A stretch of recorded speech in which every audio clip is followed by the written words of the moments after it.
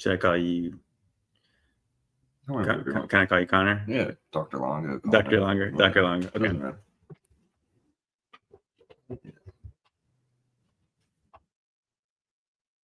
All right, boom. We should be live on all platforms. What's up, guys? Oh shit, I broke the rule right off the bat. You're already shaking it. We might be dealing with a shaky table here. It's a morning stream, so good morning, guys. We're not always live in the morning. We've got the morning sun kind of shining on us right now. Natural light, natural circle light here. We look like we're in Rivendell right now. Yeah. And but we got JT from JT Follows JC and a couple other channels he collabs with and stuff. That's right. But well, JT, what's up, man? Well, I appreciate you having me on. This is really fun. I said I've kind of watched your channel from afar until real recently, and as soon as we got down here, I was like, I had a bunch of people at me saying, "Hey, you should hook up with Dr. Longo," and I said, "Yes, I should." I had time to kill, so I've been doing my own boots on the ground, old world research. So, who better to come to than you? So, I appreciate you having me on. It's awesome. Of course, we're real glad to have you. The last person we had do a show right here. Oh, hang on. Sorry. Give us some thumbs up in the chat if we sound good. Okay. So we'll shoot the shit for a little bit, but let us know if it sounds good. Drop an orange or a thumbs up in the chat if we sound good. Well, last person I had on and sitting here was Topher. Okay. Topher Gardner. And he told me, I think a couple times he's tried to, hook us up. Mm-hmm. But he told me you were in my neck of the woods. I was like, yeah, have him come by. And I've been watching some of your stuff too from afar. Okay. Right? For those who don't know, this is not my expertise at all, but JT's kind of really well known with the Satan's little season theory, right? That's kind of what you do a lot of talking about. Yeah, over the past year a lot, yeah. So would you mind like giving a rundown of that theory and some of the other stuff you've recently talked about? Yeah, sure. So I've been making videos for, I guess, about 4 years now, maybe about 3.5 years. And so I started out talking about end times eschatology as a Christian, because a lot of Christians after 2020, they said, oh, well, this is definitely the end. Yeah. And I was one of those people who woke up in that year. And so when I first got on, I was talking about, oh yeah, Mark the Beast coming, one world religion, Antichrist and all that stuff. But then in the meantime, I was kind of just exposing all these other kind of lies that we've been taught, and eventually kind of stumbled across like Tartaria or the old world. And I think as a Christian, it was just like, this is really weird. It's like, I don't even know how this even fits into, if Jesus was 2,000 years ago, and then we're waiting on the great time after he returns. Well, what's this weird part in the middle where it seems like this was more advanced in here? That doesn't really fit with this idea that things continue to degrade until it gets so bad that Jesus needs to return.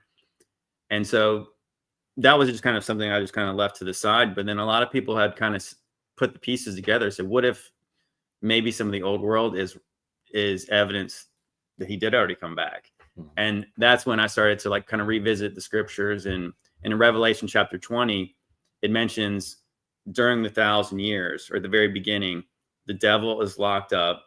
Angel takes a chain, locks him up, puts him in the bottomless pit. And then it says there's the first resurrection. The saints are resurrected to reign with Christ for 1,000 years. And then it says after the 1,000 years is ended, the devil's let out for a little season or a short season. And then he goes out and deceives the nations. They march up around the camp of the saints, the beloved city, and then fire comes down from heaven. Mm. But it was like I had read Revelation many times. And I think when I got to that part of the Bible, I was just like, that's really strange, because the previous chapter ends with the false prophet and the beast are thrown into the lake of fire. And I just always wonder, like, why doesn't God just throw the devil in the lake of fire too? It's like, isn't it over? And also I think I had been taught kind of like that Schofield Darby idea of what the millennial reign was going to be like. It was going to be Jesus reigning in the Jerusalem we all know, Bibi Netanyahu's Jerusalem, Right. with all these resurrected saints, and then this being so great. And you're thinking like, so how's the devil is ever going to deceive everybody after that? Like how could he convince people to go fight against the God King who's on earth? And then I started to read it again. And it's like, well, Jesus was saying, my kingdom's not of this earth. They asked him about the kingdom. The Pharisees asked him about the kingdom, and he says that the kingdom is not coming with observation. He said the kingdom's in the midst of you, and he's talking about the Holy Spirit in himself. And then there's many references to a heavenly Jerusalem, the real heaven. So it's like even going all the way back to the days of Moses, like the tabernacle, the temple, the ark, and all the things they were representative of things that were heavenly. Like Moses is getting a vision of heaven, and then he's told to create things to represent that. Right. So again, the Jerusalem on earth is representative of the better one. Right.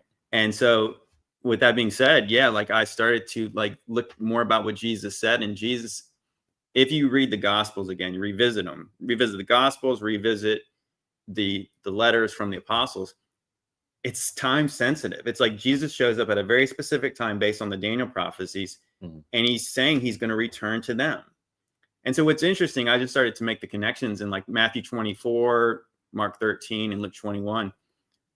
Jesus is saying that this is all these things. These are the kind of the end times prophecies that everyone talks about today, that these things will be fulfilled before this generation passes away. Before some of their lifetimes are over. Yeah. Well, it says something like that. Right? Yeah. Matthew 16:28, he says, some of you standing here will not taste death until you see the Son of Man coming into his kingdom. Right. And before that, he says he's coming with the angels. And so it's the letters, they're all real time sensitive. Like they're all like the return of Christ is imminent. They all believe it. And they believe it because he told them that. And also, to what you're saying, Paul's also kind of telling people, don't even bother getting married because the world's going to end tomorrow, Yeah. That's his time frame, right? Any second now. Yeah. It's kind of like one of these things where like you can't even believe you missed it when you're reading it because a lot of people know that Paul says it's better not to get married. But why is it better not to get married? It's kind of a weird thing to tell people when a lot of, commands from God is to be fruitful and multiply. And then this one guy's telling you not to get married. Well, he's telling something because it's very specific. He's like, you ain't got time for all that. Yeah. You don't need to worry about that. You need to be specific worrying about this thing. So he was either correct or he was not correct. Yeah. And then so if you believe that the Bible is the Holy Spirit inspired word of God and there's no errors in it, well, that's a pretty big error if they all believe this was soon and about to happen now, and it did not happen now. Because the interesting thing about the Olivet Discourse, it starts with Jesus telling the apostles the temple's going to be destroyed. And then they ask him when. And what are the signs of this going to be? And then so he gives them all the signs of what's going to happen before the temple's destroyed. So he mentions earthquakes, wars, famines, persecution, false prophets. Well, those things definitely already happened. I mean, they happened before the temple was destroyed. I mean, like you can go look up like the writings of Josephus and the Antiquity of the Jews. Like those things preceded the temple being destroyed, right? So if that happened, well, then what we're led to believe as like the future model of Christianity would say that the bad things that Jesus said were going to happen, but just not the good thing that he said was going to happen. So you can imagine if you were told that, like when you see all these horrible things about to happen, don't look up because your redemption draws nigh. So what we're led to believe is he was correct about every bad thing, but when they looked up, nothing good happened. No, so now I'm of the belief that Jesus told the truth and our history is a lie. Now, was Tartaria, was the old world, was that for sure evidence that there was this earthly kingdom? Now, I'm not saying that because I don't know that, because I think that Jesus spiritualizes a lot of it. That's why he tells them that it's not coming in observable ways. What I believe is that a lot of the old world stuff is evidence that Rome made it further around the world than we thought, because a lot of it is Greco-Roman. Yeah. And the cathedrals are evidence that the world became Christianized. I mean, that Christianity made its mark on this world. And I think that it can't be overstated that our timeline got changed. And so that's why people question it. But it's like at one point, the world decided to date everything based on when this man Jesus was here. Right. So that's kind of evidence to me that he told the truth and then it all happened. Because I think today we just wake up in a world that was Christianized. It's been being eroded. And that kind of makes sense to me, that if we were in this little season, then they would try to obfuscate, lie about the past, cover things up, like sometimes literally. And yeah, it makes sense to me with the Christian worldview. And I think that outside of that, like the mainstream kind of like people who believe in Tataria, they just believe in multiple resets. But I don't know if there's evidence that there's a reset every 120 years. It seems like there was a massive one. And maybe there was another one, probably maybe when Satan was let out, maybe after the 1,000 years, maybe around the 1800s when everything was burning down. Yeah. Either intentionally or unintentionally. Right. And so now we're left with a very new view of the past, which I believe is a lie. Okay. Well said. Well said. Satan's little season, the theory, it's very interesting to me. This group on YouTube, they're not the first people to suspect this. There's been many people along the line, ancient historians, even ancient astronomers who've pointed out kind of discrepancies, with astronomical occurrences, timelines. That being said, like, to me, astrology does give us a really good framework for timing things. And there's so much astrology in the Bible. I feel like that's one of the best tools to use. We were talking yesterday about all this stuff. Day before yesterday. Yeah. Day before yesterday. Yeah, sorry. You also showed me an interesting picture, a couple pictures. I haven't talked too much about Tartaria and old architecture too much recently, but you showed me an interesting picture that I didn't even know, right over here in my backyard. Yeah. The West Palm Beach City Hall, the old City Hall, or the courthouse? Yeah, they call it the Richard and Pat Johnson Museum, but right. It was the old town hall or city hall. So you were showing me that this is kind of like an old Greco-Roman style, classical architecture. And what is it? 20s? I think I think they say it was the construction began in 1916 and it was finished in 1917. So of course it was a 1-year build. And this has kind of been my hobby or my passion since traveling anywhere. I always look for what historic buildings, blah, blah, blah. So of course I looked it up in Florida, staying in West Palm Beach. I saw this and I was like, dang, that doesn't, you don't expect to see a massive Greco-Roman building with like probably 25 to 30 foot columns at the front, columns all around it. Yeah. Eagle, all the Roman trappings. And so when I went and saw it, I was like, I went inside and they had a bunch of old historical pictures of it. Of course, they had the dumb one, right, from the very beginning, when it's like there's just weird shrubs and sand around it. And it's like it's in the middle of nowhere. We're told that thing was constructed when there was only 12,000 people living in West Palm Beach. Right. And then so they showed later, fast forward to the 70s, they said despite a massive like resistance, they built this, what they call a wraparound structure. Yeah. And they literally built a building around it and covered it completely. And I was just blown away, because if you lived here between 1972, I guess, and 2004, you would have never known this building existed. It looks like an ugly 1970s-ish parking garage. Are we good on the sound? Yeah. I think you might be a little louder than I am. Yeah. And and so what they did was in 2004, I guess maybe some people with some good sense decided we need to get rid of that. And so they demoed it. And so there's a really interesting picture where you can see like they had demoed about maybe 2/3 of it, but you could kind of still see it partially wrapping around it. Yeah. And it's like, yeah, that's like a smoking gun of them literally covering something up, because you would have never known. You could have lived here for 30 years and you would have never known that there was a Greco-Roman building in South Florida. Crazy. All I've ever known is after they pulled it out of the shell, I guess. But JT was showing me these pictures, you know, they're pretty incredible because it is an old Greco-Roman. It's a beautiful, you know, building. What they wrapped it with, what they covered it up with, was pretty much just like a rectangle, a square. Yeah. It looked like a Costco. Yeah, it looked like warehouse space almost. Yeah. It was for sure ugly. Orange, just like it looked hideous. And it's like, yeah, and it's funny. So even when I first saw the pictures of it from, you know, when I was looking it up, you know, like a week ago or so, it was like, it's got these kind of like shades on it where I was almost like, oh, they floated it up a little bit, because it's like, it's a Greco-Roman building, but they put these kind of like striped shades on it. And I was like, yeah, they tried to make it look, oh yeah, this is totally Florida. Yeah. And even I went to that Henry Flagler Museum, and it almost feels like that's really Greco-Roman, except for it's got like the Spanish tiles on the roof, which is like, so they kind of floated up another really old world Greco-Roman building. You know, it's interesting about that museum. If you look at it from GP, not a Google Earth, you know, if you look down on it, aerial view, it's actually a 4-sided star fort. It has a bastion in each corner. Oh, I bet. Yeah.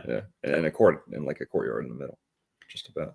Yeah, that's real. And see, I think that's some of the more interesting thing. I know you mentioned St. Augustine. I know that when people say, oh, you should make it up there if you can, I'm like, I don't have time to get all the way up there. But yeah, the star fort there is incredible. It is. I think that's some of the stuff, you know, like John Levi, we don't agree with everything he says, but I thought one of the more interesting points he was making, because a lot of people will point to the buildings, and of course, because why not? But he's mentioned a lot that the terraforming of like the landscape and the land, and where we have harbors, and even like you think about the intercoastal waterway, that's real convenient, right? Like you have this waterway that goes all the way up the whole East Coast. I mean, you could take a boat without entering the ocean from here to where I live. Yeah. That's pretty incredible. And it's like, that's kind of lucky if that's just natural. But you do see for sure when you see, whoever shaped that landscape to put that mansion on there. So when did they do that? And how did they do that? Yeah. Back when I think they supposedly built that house in the late 1800s. The one over there? Yeah, I think the Henry Flagler one was. I think it was like 1904.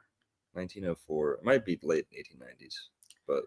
Yeah, well, either or. So let's just say that would have took a lot of work to get that landscape put in order to build this house like right up to the water, which seems kind of tenuous when you live in Florida and you know that there's lots of big storms that come through here. And would you really want to build right next to the water? 1902. Okay, 1902. It probably burned down 3 times between. They built it, took it down, moved it 30 feet, put it back up. Well, I also went to, so Henry Flagler, which you said was Rockefeller's right-hand man, right? Yeah. And so he had his other big build there was the Breakers Hotel. Yeah. So when I was leaving there, I stopped by that. Yeah, and that thing had burned down 2 times. Yeah. Or caught on fire. I wouldn't say burned down, but these stories are just like, it is like the same repeating story no matter where you go. And if it were anyone, you know, you'd be like, oh, could they really pull that off? But we're talking about John D. Rockefeller caliber, you know, string pullers, right? Oh yeah. This is the guy who pretty much carved out Florida from the swamps and the forests and gave us the railways. So, you know, we're told. Now, officially, he did it all with illegal slave labor, much of it. Okay. After slavery was over, he was still caught using slaves. He was breaking lots of rules.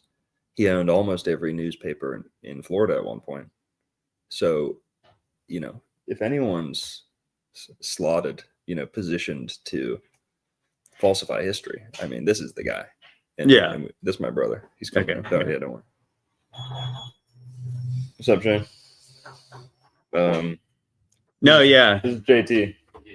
How's it going? Yeah, the one thing that I was definitely noticing, just without being conspiratorial, you're walking in these places, and especially the Henry Flagler's house, Yeah. and like the amount of detail in these places is incredible. Mhm. Because of course we're not far from Mar-a-Lago, which is, a lot of people were asking if that's an old world building. It kind of seems like that could definitely be one too. That was supposedly built in the 20s, but people seeing like Trump's a rich guy. I mean, yeah, he clearly is, but then you look at like the next level of rich when you see like John D. Rockefeller type money, and the Breakers Hotel. Of course, I walked in that place and I was like, I don't belong in here. This place is so ritzy, and yeah, I was really impressed. Like there is definitely this is a big club, but we're not in it. Kind of vibe. Like we don't belong here. Well, living in Palm Beach County, you always kind of feel close to it. You're always kind of one degree of separation from all these guys on Palm Beach Island. Trump's ex-wife used to come in this bookstore. Okay. Just to get readings at this bookstore. And I used to park a lot of Trump's friends' cars on Palm Beach Island. I was a valet. And all those people come. I parked Jeb Bush's car. Good old Jeb. So, and I agree with you. But when you see these people on their own, a lot of times you're like, wow, they're very human. Yeah. You're like, oh, he showed up half drunk, has like no money. Jeb Bush. Seriously. Oh, really? Yeah, Jeb Bush. And yeah, he tipped me $2. Whatever. But Luciferians. If you hang out on Palm Beach Island a good amount, you'll see somebody. You'll see some celebrity or some political figure. I think we saw Don Lemon yesterday. Oh gosh. And I've seen Don Lemon before on Palm Beach Island. I parked his bike one time. Oh wow. Not his car, but here we got a super chat here. It's shaky. Vehicular Alchemy with the $4.99. Top of the morning to y'all. You think skywriting was early excuse for chemtrails before airliners? Holler from Hotlanta. Skywriting. Yeah, I remember. Obviously, that's a meme of them. Like, yeah, obviously doing some kind of designs in there. I live where I live in. Like, will you marry me? Yeah, Jane? Yeah. I live in like southeastern Virginia, and so we have Naval Station Norfolk near there, and that's like the biggest naval base in the world. And then there's all these master jet bases. So we see like they have like the air shows and all that kind of stuff. And yeah, they do that kind of stuff. I remember when it's probably about a month or two ago, driving down toward the beach, and they had like the sky was like peppered with all these different colors, and I almost thought like, what is happening here? Are we being invaded? But I guess it's like, or it's either that or it's an air show, and there was an air show. Yeah. Well, obviously the technology would be the same, whatever they're writing with. I mean, I don't know about here, but I know where we've been at recently. I feel like that we don't get snow that often, maybe every couple years, every 5 years or so. And we had this big old snowstorm that everyone knew was coming. But the day before, the sky was like literally checkerboard. So, yeah, I mean, I guess hypothetically that the skywriting stuff could maybe make people not think anything of seeing that coming out of, because maybe if they didn't used to do that, if planes used to fly by and they never saw trails coming out the back of them, maybe that is a little bit of like, it's not unusual anymore. I don't know much about planes. My friend's a pilot though. He started off saying, no, it's just condensation. Yeah. Now he doesn't think so. Oh, really? Interesting. Now he thinks chemtrails are chemtrails. Or he's definitely more on that side of the fence. Well, I saw a video a couple months ago, and it was showing like a plane, and it was not changed. The elevation had not changed, and it was flying all the way across the sky. And then all of a sudden, it was like all of a sudden, it just all started coming out. Right. When you see it skipping, right, it's like spattering. That's like a total smoking gun. I feel like. Well, you see condensation. I mean, I think contrails are real. clearly, because you can see them sometimes, but yeah, they evaporate very fast. Because wouldn't they? Why? Because why wouldn't they evaporate really fast? Why would they stick around? Mm-hmm. So that's the real question. Is like, so what's in the trails that stick around forever? Yeah. Well, did you see the tree? I did. I saw the tree. I know that I took a bunch of pictures of it. So what is it? A kapok tree? Is that how you say it? Yeah, kapok. Yeah. So that tree, it's kind of a shame when you go there and you're trying to take pictures of it because like you just know it doesn't do it any justice. Yeah. Because I was trying to get it, because you can't even like do like a selfie enough to like get any scale in it. But that tree is really unusual, especially with the roots way outside the ground and everything like that. That was really cool. So you were speculating that could be up to 500 years old. It looks that old. There's only two ways to kind of make sense of it, right? They tell us that tree was put there when Flagler was building the house. The way that they kind of explain the size is they say it was an adult tree when he had it pulled out of the ground in the Caribbean or somewhere in Mexico. They pulled it out of the ground and shipped it in like the 1890s, 1900, shipped it to Florida. And they put it right next to his house because he wanted a real nice big tree, to kind of like planting your flag, right? And I've heard it said that it was either a 30-year-old tree or a 60-year-old tree. So it had either been planted in 1830 or 1860. And then in 1890-ish, it comes over, right? He plants it, it starts growing, and it does really well. But if you compare that kapok tree, which is 150, 160 years old, according to the museum. You compare it to trees around Florida that are 100 years old. It's not even close. It's like 5 times the growth. And there are kapok trees around the Caribbean and Mexico that we know are over 500 years old. And that's what that tree looks like. It looks like that size. So there's 2 ways to make sense of it. Either the timing's off, the dating's off, the narrative is off, or Florida is truly some type of Garden of Eden where things grow faster and larger, right? Because of the climate, the water, or something. Could be a bit of both. I would say that just based on if the story is how we're told, it seems an unusual place to put it if that's like where you planting your flag because it's not even in the fenced in area. It's actually right in front of what they claim is the oldest house in Palm Beach there, which is really not just kind of like a normal kind. I mean, it's a big house. That looks like they built it when they built it. Yes. Just like wood shingle. Yeah. Right. It looks, that one I totally believe they built in the time frame they said they built it in. Right. Now the Flagler house looks unusual compared to that, but yeah, it's kind of outside that area because let's just say the story is true. Why wouldn't you have put the tree somewhere, I don't know, within like view of like the house? Because it seems like it's in an odd spot to be some kind of thing. You literally dug up a 60-year-old tree and then you try to ship it. That seems odd.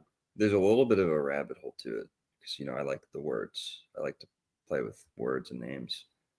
So Flagler, he's the guy who he co-founded Standard Oil with Rockefeller, right?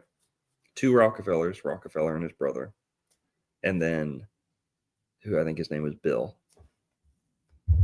and then Henry Flagler and his stepbrother is his half-brother or brother-in-law. Harkness was his last name. So they all get together and partner up. And John D. Rockefeller, he's like kind of the face of the operation. Everyone knows John D. Rockefeller. Barely anybody knows Henry Flagler. In Florida, people know him. Otherwise, almost nobody knows him. He's from Ohio. They're both from Ohio. In Ohio, there's a Miami. There's also a Miami. Oh, yeah, that's true. Indiana and a couple other, right? That Miami, in Native American up there, it means the downstream people or people of the water. Miami. In Florida, we have a Miami. It was originally one of the names for Lake Okeechobee. or some of the tribes who lived around Lake Okeechobee. Miami.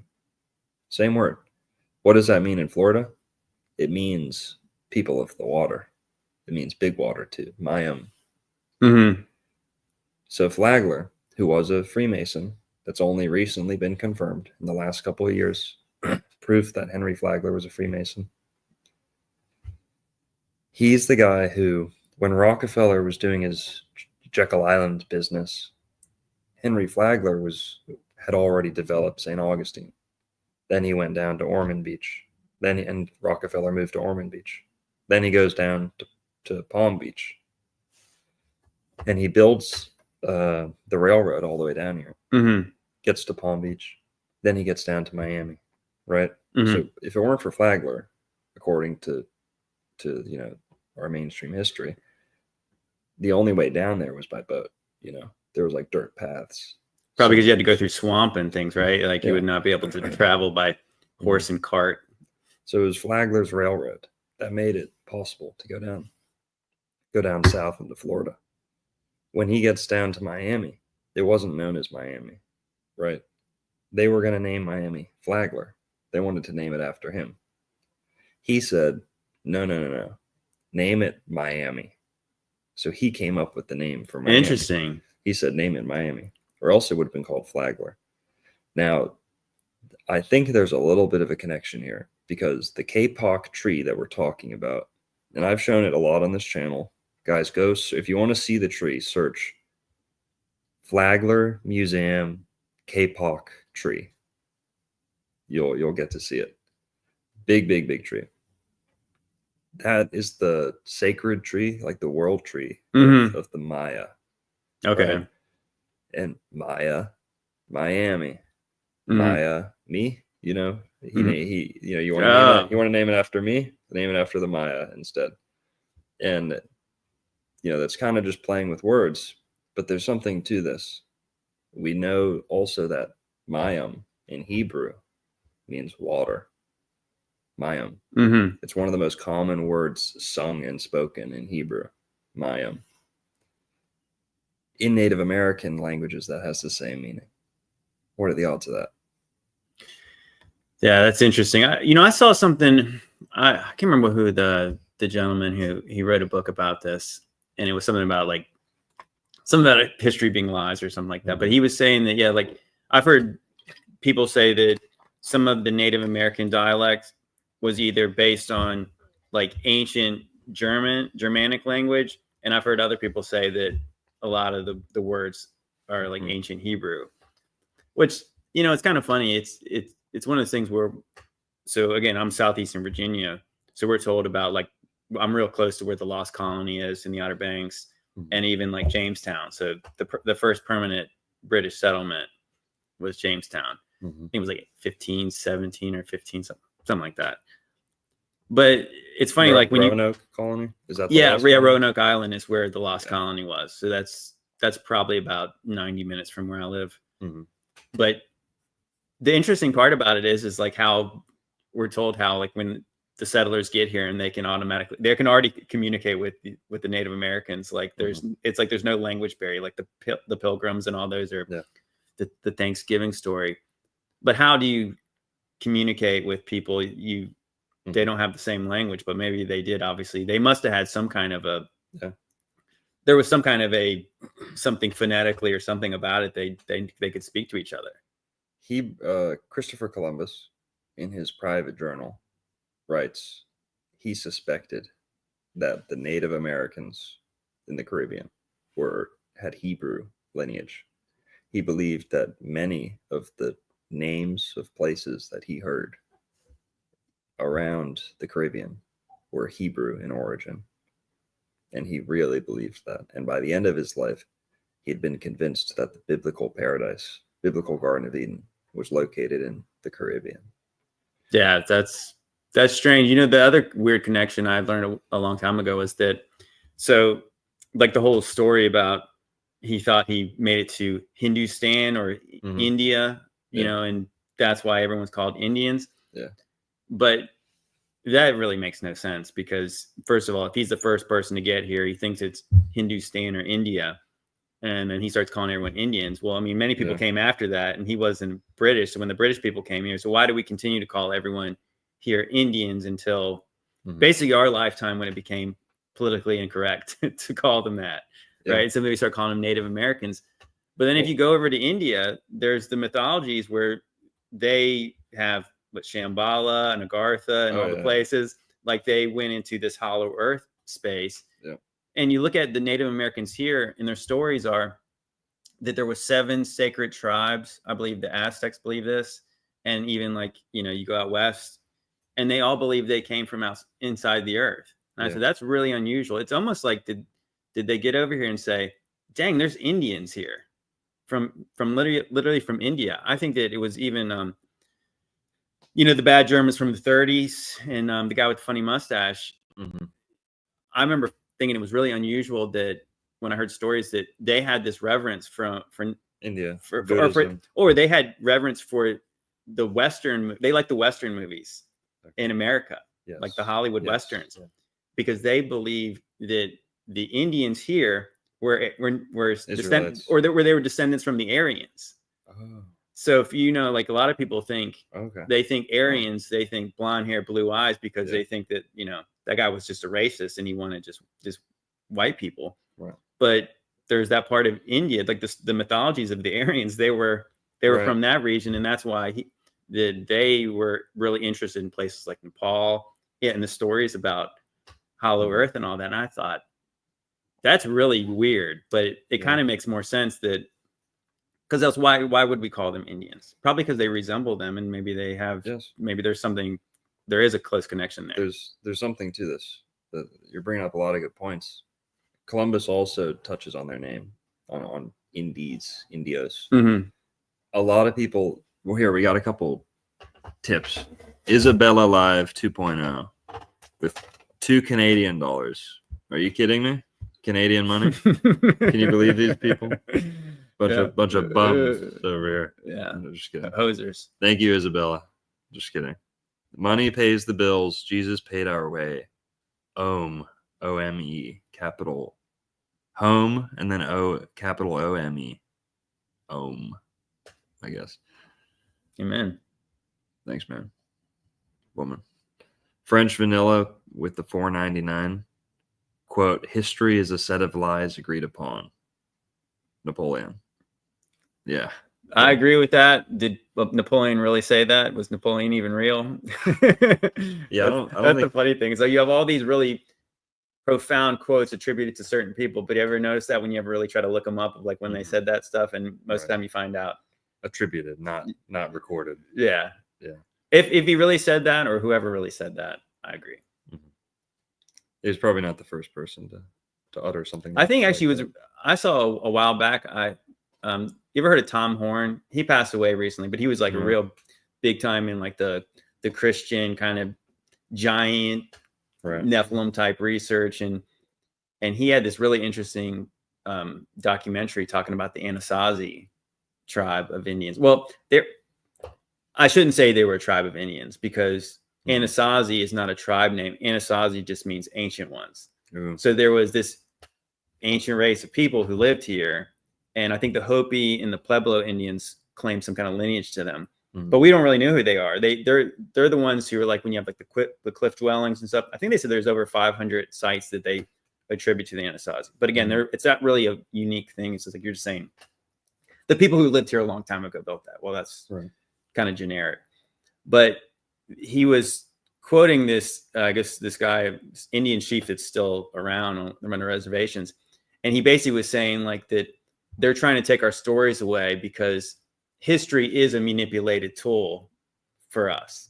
And I thought that was interesting, because like that's from them, and you could see it. It's like that's how quickly things could get turned up. And you imagine people often ask, well, if you guys were right about this old world research, how come the Indian stories don't align with it? But you're like, but I'm not sure that they even know. Also, just to tie this back in to kind of like Satan's little season theory, people didn't write much down until 1,000 years ago. And that sounds ridiculous, but there's always been ancient kind of taboos against carving written record or writing written record. Mm-hmm. And an attitude that was held by a lot of ancient cultures was, we don't want to write things down. It only messes up the future. It only makes the future more schizophrenic. There's all this writing that the future will have very little ability to read, make sense of. Mm-hmm. That's why, believe it or not, they believed oral tradition was pure. Yeah. Because it was a pure stream that could retain the value, could retain the message. And you'd think by writing something down that retains the pure essence of it, Mm-hmm. what you're trying to say. Very often not the case. You know, very often, like Jesus says too, I think cursed be the scribes, right? Yeah. The cursed hand of the scribes, or maybe it was someone kind of the Old Testament said that too, but Jeremiah, mm-hmm. cursed is the hand of the scribe, something like that. You know, the people who are writing all this stuff down often understand it the least, right? So, well, who's dictating that they write it down? Yeah. You know, usually somebody like this, what they always say, that the winners write the history. And also that Israelites did not keep much written record, even up until like 1,000 years ago. You know, the Torah, the written Old Testament as we know it from the Jews, not very old. You know, some say it wasn't fully written down till after the time of Jesus, that it was. Well, they say that you have the you have, I think that's the thing. It's like that some people would say that there's older manuscripts in the Bible, which would be true, but it's like I don't think anybody's saying we've got the oldest one. Right. So we really don't know. I do think it's interesting that, like, in the times of like the early church fathers, they were saying that the Jews were manipulating the old Hebrew texts. So that's why even in the times of Jesus, he's quoting from the Septuagint, which is the Greek translation of the Old Testament, or the Old Testament scrolls. Because again, there's no Bible. They had scrolls everywhere. So obviously, I think the one thing is interesting about what you're saying about that oral traditions. When I first started doing a lot of this research, people talk about Genesis chapter 6, and that's telling the story right before the flood in Noah's day. Mm-hmm. And so it starts talking about the Nephilim, the sons of God. And I remember, like, that was a really mind-blowing revelation for me, because a guy who kind of grew up in church and I never was told that angels had sex with women and begat a race of demigods or giants or whatever. But I remember the other people who had kind of done this research longer ago than me, and they were saying, what if that's like the Greek gods, the Greek and Roman gods? Mm-hmm. And, you know, so we're taught today that, oh, that's just a myth. Well, the Greeks and the Romans didn't look at myths as completely made up stories. They were oral traditions. Mm-hmm. They were meant to tell you something. Right. And it's not saying like that Greek mythology is fact. It's saying it's like it comes from a true place. And that's why the Native Americans have stories about giants in a flood. You go all around the whole world, which would be very disconnected, that they would have similar stories here when we're told that the European Christians didn't even get over here until 500 years ago. Well, let's dive into that. Let's get into that. But also, to your point about mythologies, we're kind of taught like, oh, the Greeks believed in Zeus and all these gods, Hermes, and this or that, and the within a couple pages of reading someone like Plato, you quickly realize, like, for example, the story of I think it's in the I don't remember, but the story of air. Okay, I believe it's in the Republic. I believe. I could be wrong, but he's giving an account of the afterlife and the rebirth process, like how souls come into existence. And right off the bat, you're like, okay, he's an ancient Greek person. He doesn't believe in ancient Greek mythology. That was even kind of like a fairy tale for them, almost as far back as we go. But yeah, we're taught in school that was that their mythology was like their religion. And that's clearly not true. Their view of the afterlife, their view of they didn't hinge upon these stories. They didn't hinge on these certain deities controlling everything. You know, they had Plato at least has a very, you know, almost pre-Christian take on everything. If you want to talk about Christianity being here for a lot longer than people think, and I know Plato's before Jesus, but Plato's probably the originator of the Trinity as we know it today, right? And you know, things like that. The Mormons, who really, really dive into the evidence of Israelite and Hebrew religion in America. Oh, right, yeah. They also are big on Jesus in the Old Testament. You know, Jesus being a pre-incarnated Christ in the Old Testament, and things like that. And some of people's critiques of Plato is that, oh, well, he was before Jesus. So if he's talking about a Trinity, it can't be the good one. You get what I mean? Right. Well, they would. Right. I know a lot of people, like especially in my sphere, who talks mostly like biblical Christianity, and they would say, "Oh, the Trinity's pagan because this other person's talking about it, or the Romans talked about it." Right. I think the Trinity is a concept of how we can explain who God is. You know, if God is who we believe he is, he's bigger than us to fully understand. So it's a word that's not in the Bible, but it's a description of something that's really hard to quantify. I mean, even like the idea of like if Jesus came from God and he was God in the flesh, like where does his humanity begin and his godhood end? Or where it's a hard concept to grasp. But no, I think it's interesting. I've wondered too, especially with like the mystery schools, and I'm sure if there was one, I'm sure Plato was in it.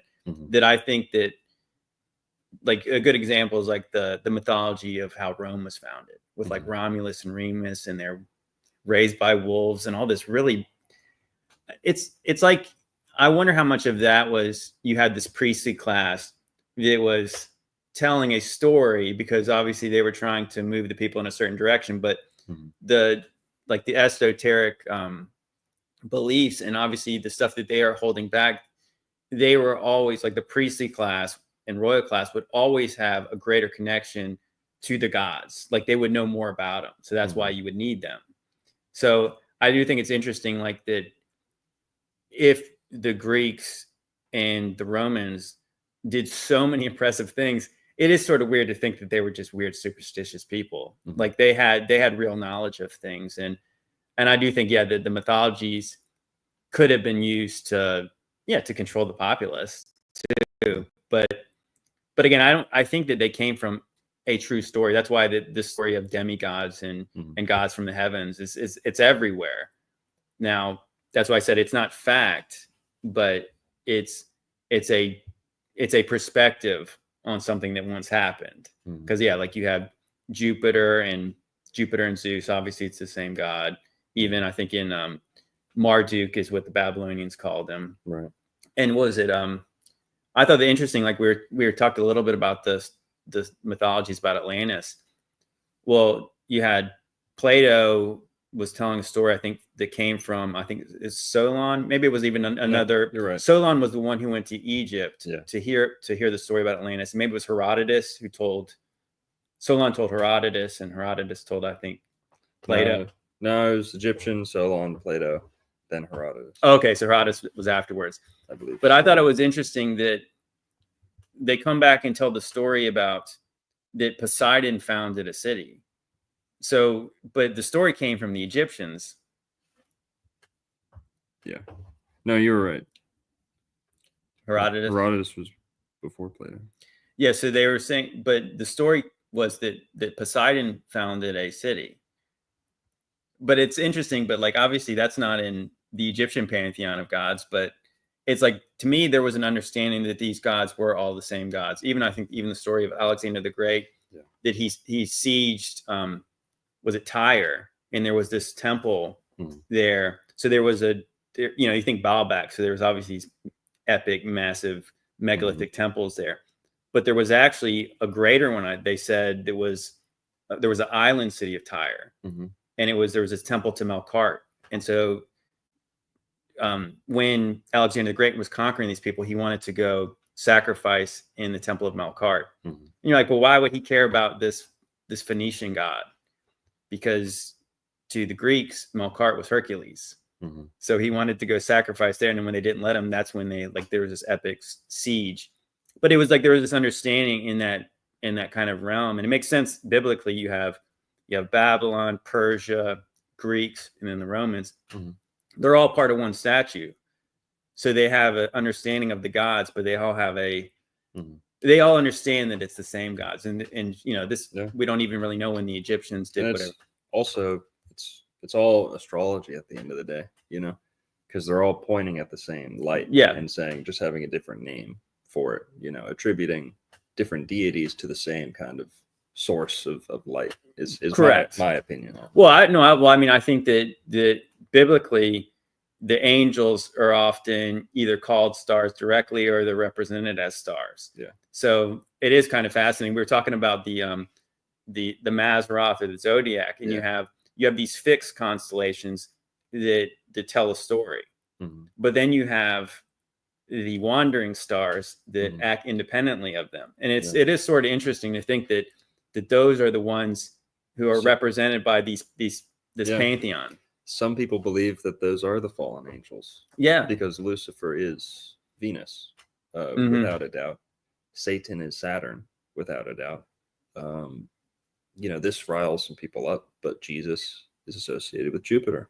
And I've Zeus. heard, well, they say that, I know that we were talking about like the birth of Jesus, and it mentions it in Revelation 12. They talk about the king planet. Yeah. And so that's like Jupiter. Yes, it's Jupiter. But but it is interesting. So so Saturn is Kronos. Saturn, Satan. Kronos. Yeah, Saturn's Kronos. But then Jupiter, I mean, that's the conquers. The ancient Greeks and then the Romans believe that's Zeus. Yeah. So that's the new god in the new age. Yeah. And in the age after, I believe, after probably the antediluvian times. Yeah. Most Christians have a hard time touching base with astrology, kind of. But the way that I like to explain it is, before Jesus came to planet Earth, the way that you could come closest to that pure benevolent influence was to kind of ponder on the planet Jupiter. Because I really do believe, if you go back to the etymology of Yahweh, Jehovah, all of it, it all comes from the planet Jupiter. It's the boss, it's the king, it's the breath of life too. And this is astrology, Mm-hmm. But before Jesus came, Jupiter was like the beacon. I'm not saying that was Jesus. I'm not saying that is. I'm saying that's the beacon that you could kind of tap into that mindset from, because the opposite or the same is clearly true for Saturn. Satan can be accessed through the planet Saturn. That's what I'm trying to say. Well, there's definitely some satanic stuff involved with Saturn worship. And I believe that there's a connection between Jesus and the planet Jupiter that I don't think people should I'm not reducing it to the planet Jupiter. I'm saying in astrology, Jupiter is the benevolent planet, can do no bad. The only bad Jupiter can do is too much good, right? Mm-hmm. In astrology. Whereas Satan's the bad guy. Satan's the villain. So, astrology and Christians, they agree on that, at least, that Satan's the bad guy. Saturn's the enemy. I wanted to touch on, you brought up Genesis chapter 6. Yeah. I'd love to dive into that. Sure. And also we can touch on the difference between Venus or Lucifer and Satan. Okay. Yeah, I did a video about that a long time ago, because I was saying that I believe there's many Satans, because it's like Satan really just is a generic title. It's like it means adversary, Asatan. Yeah. And it's like, but like the devil is Satan, but there can be more than one Satan. But I believe that where you get where people get the idea of who Lucifer is and who the devil is, I would say that when I started to read my Bible again, I started to really notice that, okay, so where is the name Lucifer come from? Well, it's a translation in the King James Bible of Isaiah 14. And it starts talking about, day star, son of the dawn. That's what it says, like in the ESV version. But it's it's to take up a taunt, like, so the Lord tells Isaiah to take up a taunt against the king of Babylon.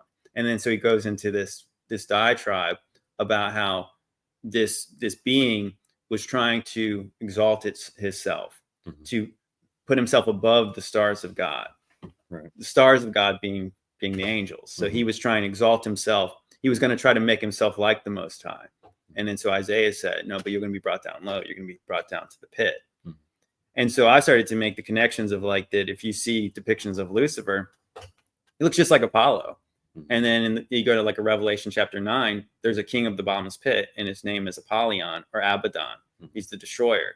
So there's all these real close connections of Apollo and Lucifer. Yeah. And I think it's because it's the same being. But in Revelation chapter 9, there's an angel that gets cast down, and he's the one who lets out this other being from the pit. Right. And I believe that the dragon is the devil. That's what it says, I think, in Revelation 12. The ancient serpent, the dragon, Satan, the devil himself. That is who lets out this other being that was in the pit. And I think that that's representative, like Venus. Right. The light bearer. Because I think even it was his name in, I believe it's the Testament of Solomon. There's this being called Beelzebul.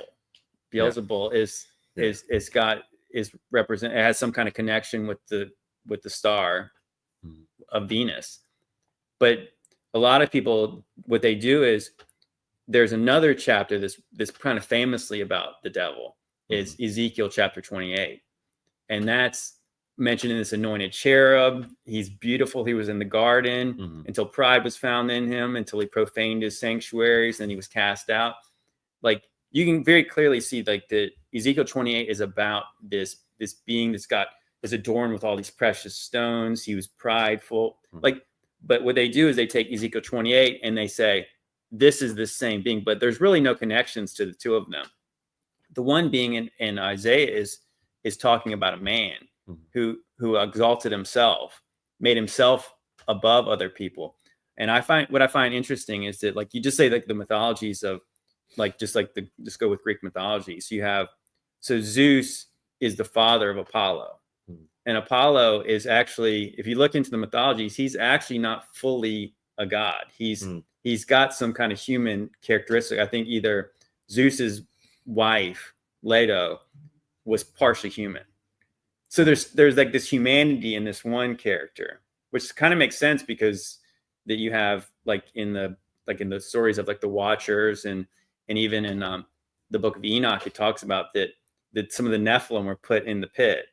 Put in the bottomless pit. Even like, so when Jesus shows up, he's casting out demons, and they're saying, what do you have to do with us, Son of Man? Don't cast us into the abyss, because they know where that's their ultimate destination is. So I do see a clear distinction between this one being that everyone calls the devil and this other being, Lucifer. Right. I think for most people it's a semantic game of like, oh well, that was his name before he fell. Right. But where people get that idea from is that book Paradise Lost. And that gets put together, and now so forever we have this dogma in churches like that was the devil's old name. Yeah. But we really don't know the devil's name. Yeah. There's actually a really interesting apocryphal text called The Ascension of Moses. There's this really obscure passage in the book of Jude that it mentions that the archangel Michael and the devil were fighting over Moses' body. So when Moses died, and it's just really weird because like, also Moses, I don't know if this is the mainstream interpretation, but Moses means lake of fire. That's one way to interpret his name. Oh, that's interesting. Because it means body of water, but it also has an association with fire and lake of fire. So abyss, lake of fire, pit, kind of all. But it mentions in that text, the ascension of Moses, that the being who could turn himself into a serpent, his name was actually Samuel. Wow. Yeah, really, it's a really interesting text because it's funny because I argue with a lot of kind of like normie Christians who say, oh, the book of Enoch that's not scripture. That doesn't belong in the Bible. Right. Even though it's in the oldest canon. So the Ethiopian canon, it was in the canons for a long time before they took it out. But so in the book of Jude, it's like one of the shortest books in the Bible. It's one chapter. Yeah. And it mentions this very obscure text that references this apocryphal book. And then I believe it's Jude 14 or verse 14. And it mentions, he quotes directly from the book of Enoch. So it's almost like that, even though they took some of these books out, Yeah. it gives us a little breadcrumb trail to some of these more obscure texts. You know, it's theorized that Jesus quoted from the book of Enoch. Oh yeah, I believe so. Well, there's one thing that people say. Also, I don't know if I said it out loud. JT was right about Herodotus being older than Plato. Just want to make sure that that gets out there. No, but what's interesting is some people say that, the book in Enoch is not correct because Jesus says that in the saints in heaven will be like the angels, and so they won't be getting married, they won't be given into marriage. But the book of Enoch, it depends, because obviously these books were not given chapters and verses when they were originally on scrolls.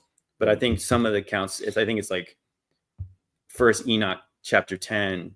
It literally says almost exactly what Jesus said. Even Jesus says that the people who are not going to make it to heaven are going to be sent to the place that's reserved for the devil and his angels, the lake of fire, and that comes from the book of Enoch. It mentions what happens to the rebellious watchers. Can I give you my take on Lucifer and Satan? Sure. It's rooted in astrology, of course, but it's also kind of the position that modern day Jewish mysticism takes. You know, the Kabbalistic view. Yeah, they look real favorably on Satan. Oh yeah, I've seen that. But you know, just starting in Genesis, there's almost we're not given a clear identity, crystal clear identity as to who the serpent in the tree is. Right. It's a little bit later that it's associated with Lucifer or Satan, you know, both. But the serpent in the tree, what we know is that it's a serpent. We don't know if that's a snake yet, because it's might have had arms or legs, right, before it was placed onto the ground, you know, forced to crawl on its belly or slither on its belly. But generally interpreted to be reptilian, right? In some sort, serpentine. Now, lots of snakes hang out in trees, right? Sure. But we've also got to look at, how did these people 2,000 years ago or so interpret these stories, right? Adam represents man, and Adam is, I believe it's the word for man. Yeah, sure. Hebrew. So to them, Adam means mankind, humanity, or at least it's the name for mankind, humanity. Eve, right, generally interpreted to mean womanhood or woman. Yeah, mother of all things. But there's another way to interpret this. They also place Adam at the beginning of the Zodiac and say Aries is associated with Adam, the firstborn, the first boy. Aries is the first sign. It's the ram, right? Also the lamb. Ram, lamb. That's both Aries. According to this interpretation, Adam rules the first half of the Zodiac. Eve rules the second. This is why Adam is, you know, the spring and the summer. Everything's good, right? The kingdom of heaven. That's Jesus's favorite season too. When Eve comes, this rules the evening of the day and the evening of the year. And it's why Eve is associated with the fall. Evening and fall time, right? The fall of man, that first fall of man, is also talking about the seasons and the day, you know, 24-hour day, and the Zodiac. So Eve, she's the sign Libra, okay? And I'm not reducing it to her. You know, I think the Bible has all these layers inside of it, right? It's not discounting the literal. Well, what we were saying yesterday is, and to any Christian who's listening to this, I was saying that growing up in the church and having kind of almost like this new agey, like spidey sense, like if I started to hear certain words, I was getting freaked out. But over the past couple of years, I did learn, like I read a book called The Mystery of the Mazzaroth. And so the Mazzaroth is the name what the Hebrews would call the Zodiac. And so if you read in the book of Job, I'm not exactly sure which chapter it is. It might be 38, 37, Yeah.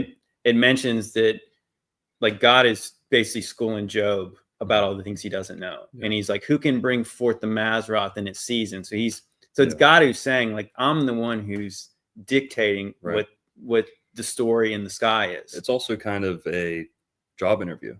Mhm. Do you know the Zodiac well enough to be a prophet?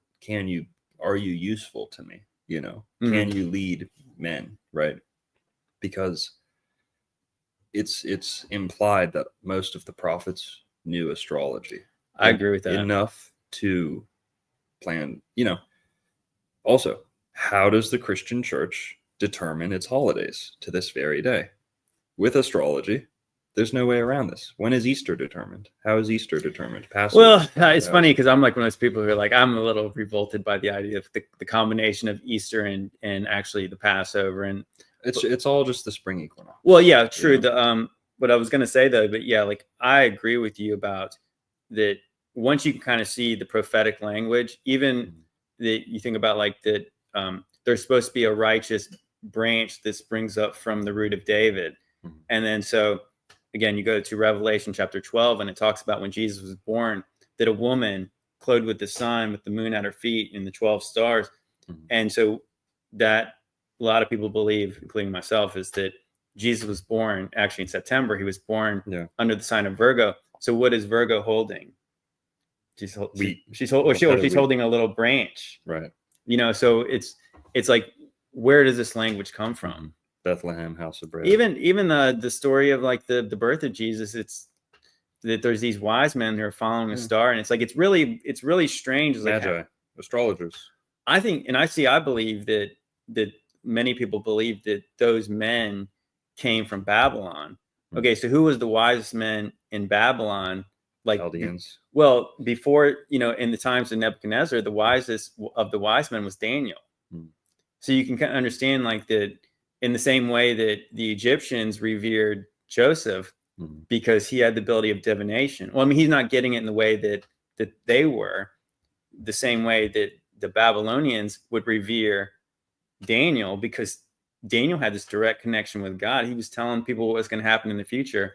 So you can imagine what he was telling those people at that time, what to look for. Right. Like, so if these oral traditions, but now, yeah, because it's kind of like, oh, you're following a star, but like, how did they know when?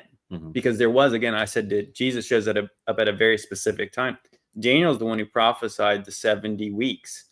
So they knew when it would be. Yep. And then so then when they look for the signs in the heavens, it all correlates with the things they were already taught. There's you know, it's like overwhelming evidence that the Jesus movement was very astrologically minded. Number one, this is something that people use against Jesus and Christianity. They say, oh, it's just astrology. Right. And I say, no, they're utilizing astrology. They're not blind. They're not dumb. They're using astrology just as much as the pagans. You know, everyone wants to celebrate the spring equinox. Pagans don't have a monopoly on the spring equinox. It's a divine time. Fall equinox, spring equinox, solstices. God ordained these celestial events for everyone to notice. And, you know, we were saying Genesis 1:14. God mentions signs, God tells signs. Like why he put the greater light and the lesser light in the sky and the stars, and he said it was the first one he put in there. He said for signs. Also, he says he created the sun and the moon, and he says let them rule or govern. That's not just shining. That's giving influence. That's giving intelligence. You know, that's giving data to govern, to rule over. They're presiding over areas of life. It's not just shining a dumb light, you know? Yeah. Oh, yeah. And, well, the fact that Jesus had 12 disciples, people say, oh, he must have only been the Zodiac. Right. And it's like, no. Jesus was influenced by the Essenes. He was a Nazarene. And when we go to the Dead Sea Scrolls community, the Qumran community, that's a community of vegetarian, astrologer. They don't do sacrifice. They don't do any animal sacrifice, but those are biblical Israelites. Those are Jews from 2,000 years ago. And that's the community that Jesus stepped out of and that John the Baptist was also associated with. They had a council of 12 and then another group of 7 based off astrology. They said there's 12 signs of the zodiac. So we're going to have one representative for each of them. And that'll be our council of decision makers. So when Jesus goes off and does his own thing, first thing he does is he gets a council of 12. He gets his 12 friends to help him out. They were a lot younger than the 12 guys at the Qumran facility probably were. But he had his council of 12. That's kind of fulfilling their tradition. You know, that's what they've been doing up until then. Well, like I said, I think that Psalm 19, it mentions that there's knowledge being poured out in the sky. So, I mean, it only makes sense to me. That's why I said I think it's interesting that you have these rebel stars that do their own thing. Yeah. But then you have the Mazzaroth that is telling a story constantly, and these other entities. And I think that's like everyone's like, oh, well, those are planets, they're not stars. Yeah. But to the ancients, planet means wandering star. Yeah, they were wandering stars, and it makes sense. You know, it's interesting. I said I was telling you, I love to kind of pick out all the kind of stuff in the movies that show, like, you know, the little truth nuggets they bring forth. Right. And so that terrible Marvel movie, The Eternals.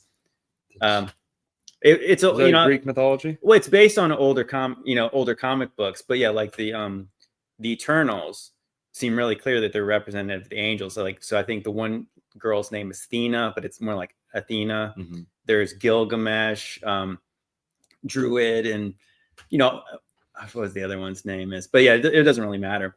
But the interesting part is, so they rebel against their creator to save humanity in this movie. And they're not supposed to interfere, but it's every so often one of the characters gives men inventions, like puts them in his head. But so at the end of the movie, he calls them back. Like, so their creator finds out that they've done wrong. Mm-hmm. He pulls them up like to outer space, and then he puts them in this bondage, and then they got rings around them. Mm-hmm. And I thought that was really interesting, to the idea that if Saturn and Satan, it's like, so what is the rings around the planets are like literally kind of keeping them in prison. Have you heard that they're claiming, NASA and these people are claiming, that Saturn's ring is disappearing? You heard about this? No. Is Satan getting loosened from his no, just kidding. But here, that's interesting. I mean, that is interesting. It's like, but I think that you could, let's just say that's, it's a kind of coincidence that that's happening, but it is interesting to think if that's what people believe that the ring represents, is some kind of a bond around this thing, something, some kind of a little prison, like shackle. Yeah. Mm-hmm. Now in Genesis, I think that Lucifer, I'm positive, Lucifer is Venus. Okay. Well, that's not in Genesis, but the serpent, okay, in the tree. Serpent is connected with the word 7, September, serped, right? In a couple different languages, serpent and 7 go hand in hand. The number 7 and the word for serpent.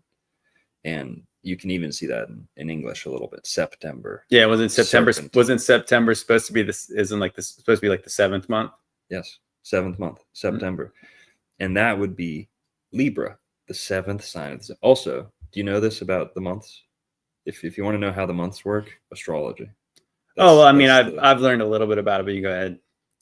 So people think, oh, we had 10 months, but they added 2, and now we're all messed up. It's like, no.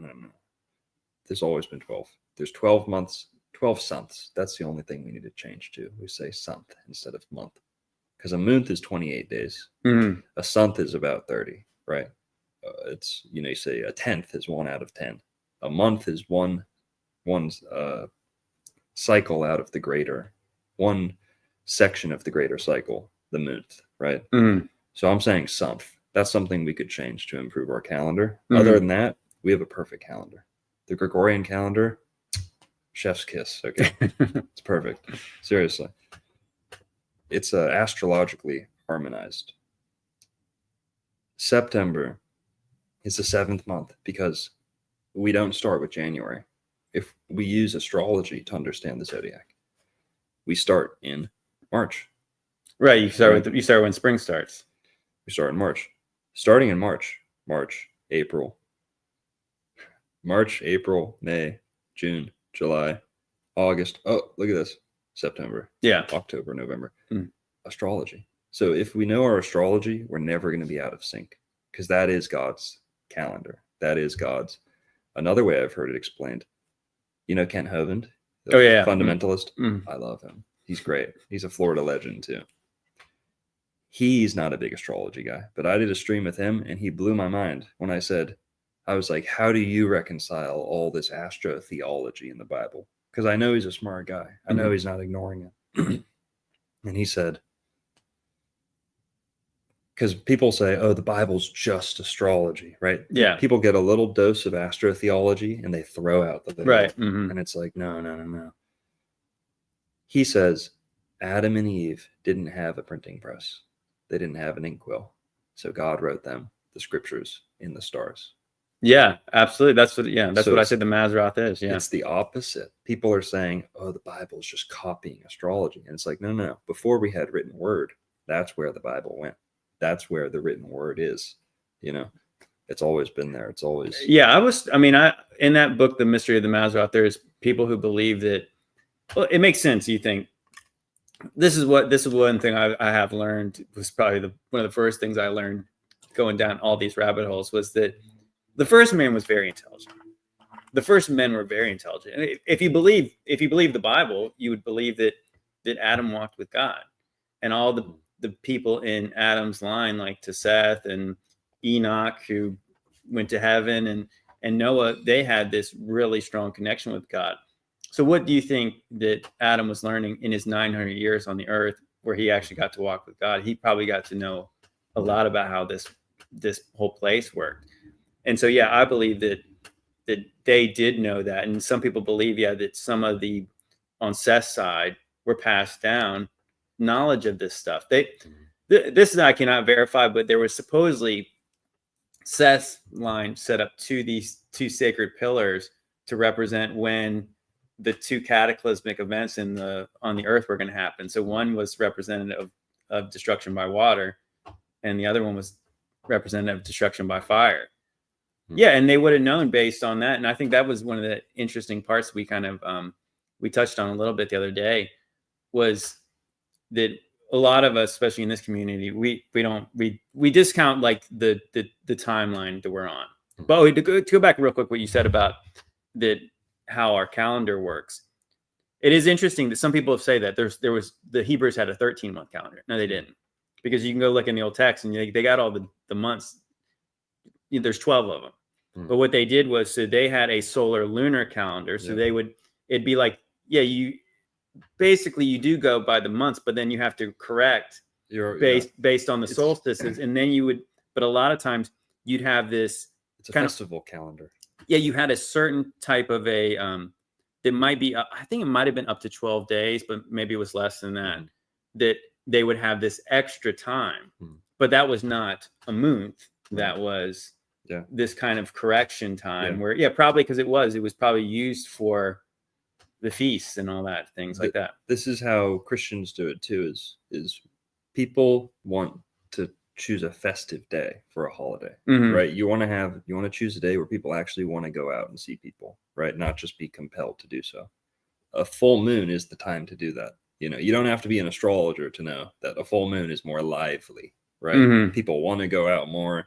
They're more likely to go out and spend money, eat a little more, do things they shouldn't be doing. It's very live, and the energies, lunatics, amped up, lunacy. Yeah, exactly. But it's the best way to get people out, and it's the natural harmony of nature. People want to go out. It's the time when God said, you know what, I'm going to leave the light on tonight. You guys can stay up a little later tonight, right? And in ancient times, almost every culture there's ever been, again, this is not a pagan thing, right? Paganism doesn't have a monopoly on the stars and the dates. And if we do believe God created the heavens and the stars, he didn't create them for pagans to claim ownership of, and for Christians to be afraid of. Easter is the spring equinox. Yeah, for sure. Here's what it is. The pagans might choose the solar day itself. The lunisolar calendar, what it supplies is the closest full moon to a significant solar date. Does that make sense? Mm-hmm. So Easter, for example, it's usually the Sunday before or after the full moon after the spring equinox. Mm-hmm. So the first Sunday, I believe, after the full moon, or the closest Sunday to the full moon after the spring equinox, some version of that. And that's generally how most of the biblical holidays were calculated, is if it's a celebration, you choose a full moon close to a significant solar date. So if we just use this, for example, if we say, oh, we want to have a great feast on the spring equinox, okay, everyone's going to show up on the spring equinox, March 21st, but maybe it's a new moon. Mm-hmm. You know, we're going to get like half the crowd. No one's going to show up. Yeah, because it'd be dark. So you want the closest full moon to that significant date. Does that make sense? Yeah, So no. Yeah, they're not actually using the moon for their timekeeping. They're using it for festival planning. That's the significance of the okay, that makes sense. lunisolar calendar. So you're right. People do like muddy the waters and say, 13 months they had a lunar. That's why they're so different. I will say though, if you ever hang out around Palm Beach, full moon at night, or go do the same thing over, which is the pink moon last night, right? It was the full moon last night. You'll see all the Orthodox Jews. They walk to the beach and they stare at the moon. They moon gaze at the full moon.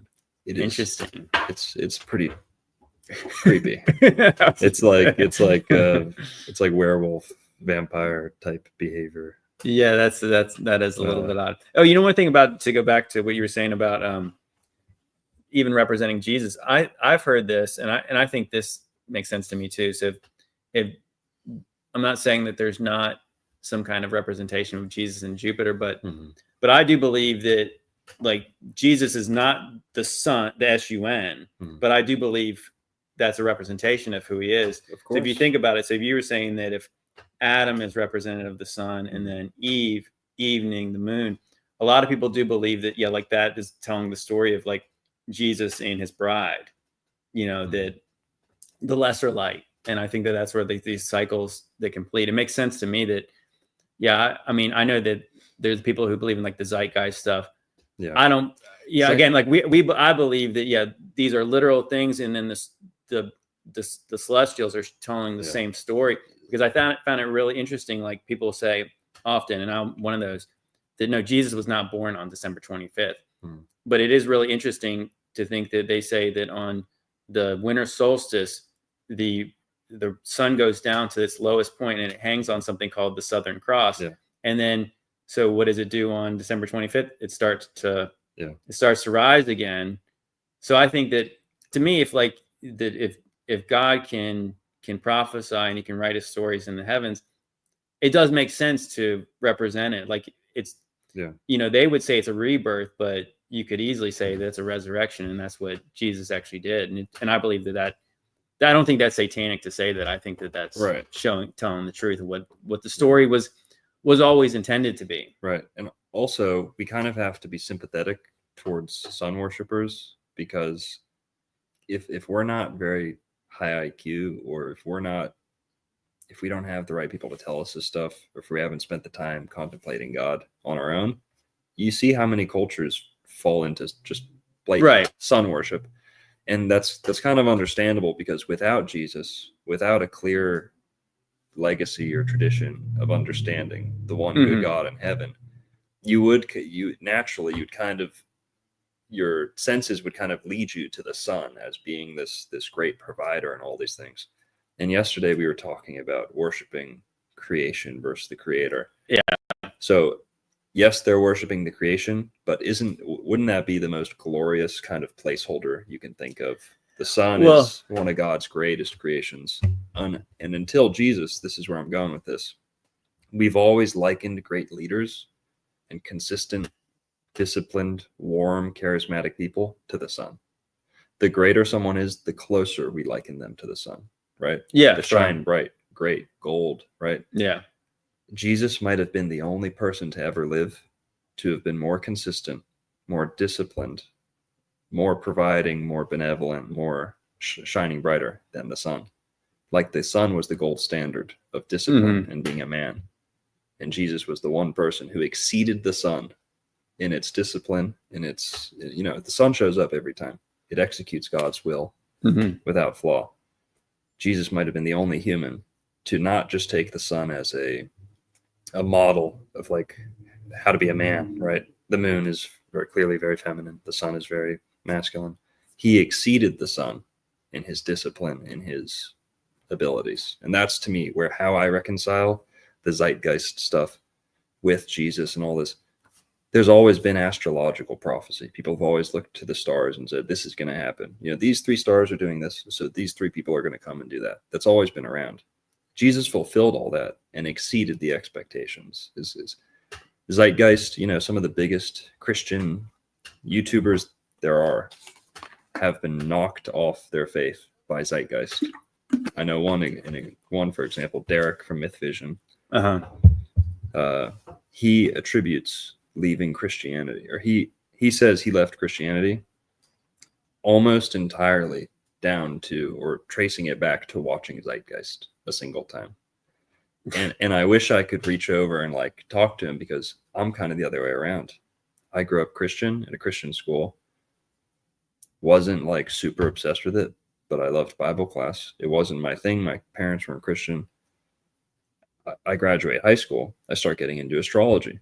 My friend told me, hey, you're a Sagittarius. I didn't know anything about it. I dive really deep into it. Now we're here, it's the kind of our largest section at the bookstore, Christianity. Second largest section, astrology, and they're like almost side to side. Fuck, what was I saying? I forgot what I was saying. Well, no, you were saying that you basically found more of your faith. Right, okay, yes, thank you. That I watched Zeitgeist, then became even way more Christian. Does that make sense? Yeah. For a lot of people, it rocked the foundation of their faith. For me, I was like, this isn't just a story of one guy. This is a cosmic, happening, right? It was foretold in the heavens. He fulfilled not just biblical prophecy, but astrological prophecy. Going back to Jesus and Jupiter too. Or Zeus and Jupiter had had their Mount of Olives, Mount Olympus, right? Olympus, right, with his 12 gods of Mount Olympus. And you have Jesus with his 12 disciples on Mount Olive. Very clear parallel. To me, that doesn't take away from Christianity. You know what I mean? Everyone's trying to make sense of the heavens, and I think Christianity did the best job. But we can't, blame the Romans or the Greeks too hard for not getting the perfect picture. And it would be naive to say we have the perfect picture too. Well, I think that, again, that's why we walk in faith, and I think that some of these things we have, it will never fully know until we're fully known. But I think that's interesting. That have you ever read the Book of Jasher? No. So the Book of Jasher, it starts off with, a lot of people will say that, so they think Abraham was a Jew. Abraham was not a Jew. He was the son of an idol maker from Babylon. And the story starts off by Abraham worshiping the sun because it's the greatest thing in the sky. Well, then the sun goes down, and then he starts to worship the moon because the moon comes up. Right. And then so eventually Abraham has the proper realization, well, somebody created both of them. Right. So I'm going to worship the creator. And that's when he starts to have this connection with God. So yeah, that it is like that you can admire God's creation, you can learn from it. I think the rub is where you put in your faith. It's like that if God had told you something and the stars kind of confirm what God has already told, is already spoken to you, then you could say that, but your first trust is in him, and maybe he can confirm a thing with a sign. But when you look for signs first, because typically it's like when you look at most of people's horoscopes, it's like they're kind of generic, and it allows you to kind of just do what you were already compelled to do. 100%. And so I think that's really where it talks about like an idolatrous thing where God's created something good. I think I don't know if we talked about the other day about how, like, so God told Moses to make a bronze serpent when the Israelites were bitten by snakes, and to look upon their sin, and then they were going to be healed. Well, so God told Moses to do that. Well, then you get down the road in the book of Kings, and it mentions that Hezekiah had to destroy that same serpent because the Israelites turned it into an idol and they were starting to worship it. Right. Like that kind of is a story. So it's always like focus on the creator versus the creation. But yeah, but how do we know about the creator without visibly exploring the creation that he's created? I think that's what it says in Romans 1, is that God's power is evident and it's all around us. That's why nobody has an excuse. And you look around and you see, and like the idea that this came from nothing, it's all an accident. It's like that. Well, that's how the wise become fools in order to believe what they already wanted to believe, is they have no accountability to anybody and they can do what thou wilt. Absolutely. Do as thou wilt. It's interesting you bring him up. We've got some of him too back there. Oh, do you? Astrological, Yeah. Maybe we could debate this. I don't think he's anywhere near as bad as people think. I think that what they said in was it a no, we won't go. Yeah. No, no, what were we gonna? I was gonna say something specific about towards the end of his life, he spoke very favorably about Jesus. He said, I don't hate Christ. I hate the Christ of those I hate, or something like that.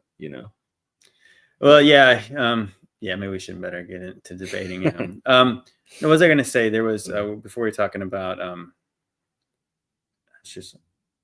I completely lost my place on that.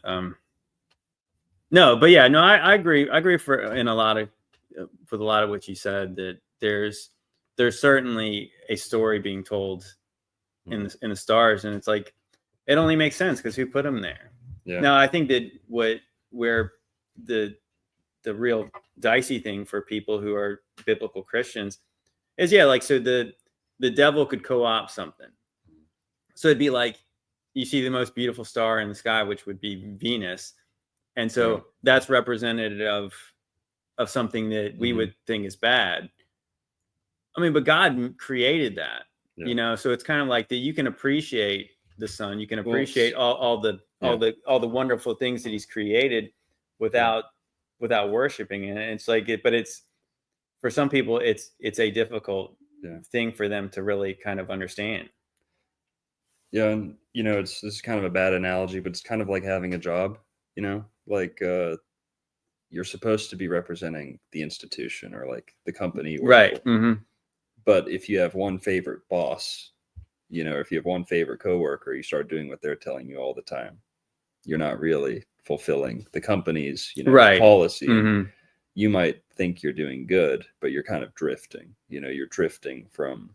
You're taking favorites. And that's kind of how I see a lot of ancient paganism was. God created Venus. He created Jupiter, Saturn, all 7 of the visible planets for a purpose, to have their balance, to have their subtle influence. When we pick one and say, that's the best, that's my favorite, that's everything, that's the one God, that's the creator. That's where I think they were going wrong in the Bible, is they're picking out certain deities and saying, this one's blessing us the most right now. Right. So we're rocking with her. We're going with Astaroth this week. Yeah. Because we did sacrifices. We did sacrifices to her and we got cranberries or whatever, and we did one to Yahweh and we didn't get anything. So we're with Astaroth this week, And the Israelites were very prone to drifting from worshiping the one good God in heaven. They're stubborn. And even in Jeremiah, I think it's chapter 7, verse 22, he says, pretty much God never commanded animal sacrifice. That was other deities posing as the Lord. When you see the Lord in the Old Testament, it's questionable identity. This is something most Christians don't know. And Jesus is kind of on the same wavelength, right? We were talking about marriage, how he's talking about marriage. He's disregarding the Mosaic tradition. He's disregarding things like that. And he's saying, no, we need to go back to the Garden of Eden. That's the gold standard for etiquette and behavior and all this stuff. Jesus, like I said, he's part of the Essene and the Nazarene movement. not wholly, but he comes out of that movement. He sides with them most on most issues because he's admonishing the Pharisees and the Sadducees the whole time. So we know he's not one of them. It's pretty much universally accepted. Jesus was of the Essenian tradition, not fully an Essene. He differed with them on a lot. But if that was true, if he was of that interpretation, that meant Jesus would have fully rejected any mention of animal sacrifice in the Bible, right down from Noah's Ark, because God, let's talk about Genesis 6 too. You brought that up. I really wanted to dive into that. Okay. God never commanded animal sacrifice. He did kill animals before he, when he clothed Adam and Eve, though. Well, if I find, you know that Native Americans will make leather out of an already dead animal, right?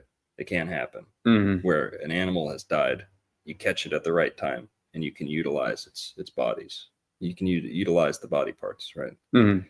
So we don't have a clear instance of killing or anything like that. It said that he provided them the fur of animals. Mm-hmm. God's God. He doesn't have to kill That's an animal. true. That's true. He fair point. Doesn't have to kill an animal to provide something like the coat of an animal. He might have provided a nice fur coat. Didn't Abel, but wasn't it Abel who sacrificed an animal, and then he valued that over the veggies that Cain provided? That's a good point. That's one that most of the carnivore leaning people kind of like to present. I'd like to remind you that in that instance also, Cain and Abel were both vegetarians. We know that to be true because it's not until Noah gets off the ark that animals are allowed to be consumed. When God says, now you're allowed to eat animals, from animals, he doesn't even say flesh. Cain and Abel were both vegetarian. So it's funny that some people will say, Cain, the first murderer, was a vegetarian, like, right? That's true, though. True. The first murder victim was also a vegetarian. Okay. Cain and Abel, we have to remember the context here. They have just been expelled from the Garden of Eden, Adam and Eve. Cain and Abel, God's instructions after they left the Garden of Eden was to become more familiar with the ground, to start to till the ground, to work more.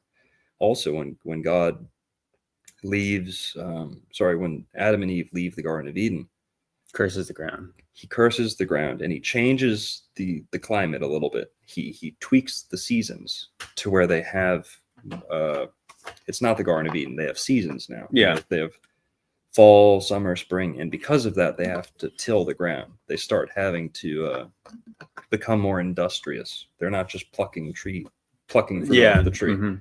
So Cain and Abel are partaking of industry, whether it's shepherding, whether it's cropping, something agriculture. We know that their life was more complicated than Adam and Eve's to start out, right? Oh yeah. So when Cain and Abel go to make a offering to the Lord, Cain offers a very lazy offering. This is what people don't get. Cain makes a very lazy offering. Abel uses these newfound industries, uses the intelligence, the workings of nature, and he provides a more substantial offering, which is taking care of a flock. Why God chooses Abel and says, Abel, good job. It's because Cain's offering, number one, it's like a pagan first fruit offering. It's very lazy. Adam and Eve just left the Garden of Eden. That's where all the fruit was. When they leave, God's expectation is for humanity to partake of the industries, to till the ground. And part of that's animal husbandry. So Abel is walking in the direction that God wanted humanity to go. Cain, however, represents the lazy behavior of, I'm just going to pluck some fruit, throw it in a basket, and that took no preparation. That took no industry, intelligence, or planning. So it's not the animal versus the fruit that God was pleased or displeased. It's the effort and the fulfilling of God's kind of commandment. to go till the ground and be more industrious. Cain was lazy. Also, Abel never slaughtered those animals. He says he took the fat from his either fatlings or sucklings, a young animal. He took the fat. Could have been dairy for all we know. Could have been butter. You know what I mean? Again, we don't have an instance of bloodshed. There's no bloodshed right there. Cain and Abel's offering, not a sacrifice. My dad, or your dad can, if you have a brother, say, all right, boys, tomorrow, show me what you did yesterday. Show me what you did today. How productive were you? Mm-hmm. And if I come up with the flock that I was tending to all day, that's my offering. You know what I mean? Mm-hmm. Are you pleased with what I've been doing all day? It's not an instance of slaughter. And if it was an instance of slaughter, I think we would have had a clear sacrifice with an altar or something like that. There's no altar. There's no bloodshed in Cain and Abel. It's not until Noah gets off the ark that we have our first real animal sacrifice, as we think of it, bloodshed. Mm-hmm. That's probably Genesis 7 or 8. Genesis 6, they're building the ark. Gopher wood is Genesis 6:14, I think. Okay. So they land Genesis 7 or 8, or maybe 9. You probably know it a lot better than me. Yeah, I think it's 8 when they get off the ark. So they get off the ark. It was man's folly. We need to realize this is the nastiness that Jesus came to rectify was largely opened, not just by Adam and Eve in the garden, but especially by Noah when he gets off the ark. This is another fall of man that completely goes over people's heads. Most people miss it. When Noah gets off the ark, he makes an offering. He sacrifices animals. God had commanded him to take care of all the animals, to keep them safe. Keep them safe through the deluge, through the flood. So he builds the ark out of gopher wood. We'll talk about gopher wood too. Okay. He builds the ark, does everything God told him to do. But when they get off, we have to think about the world that Noah was stepping into off that ark. There probably weren't many trees. The world was probably devastated. Oh, yeah. If that's a literal story, the world would have been devastated. There would have been very little plant life, right? Even if something was sticking out of the water, it was probably too high to where life didn't grow on it. Well, we're told, if you believe the literal account, it said that it was covering the tallest of mountains. Right. Now, there were olive branches, or what was it?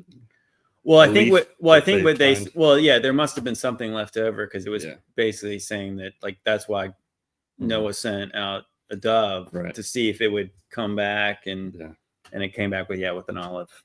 Noah sends out a dove. Sometimes they say it's a raven. Yeah, I've seen other translations say raven. I think that because at the end it doesn't come back. That might be a raven. Okay, yeah, you're right.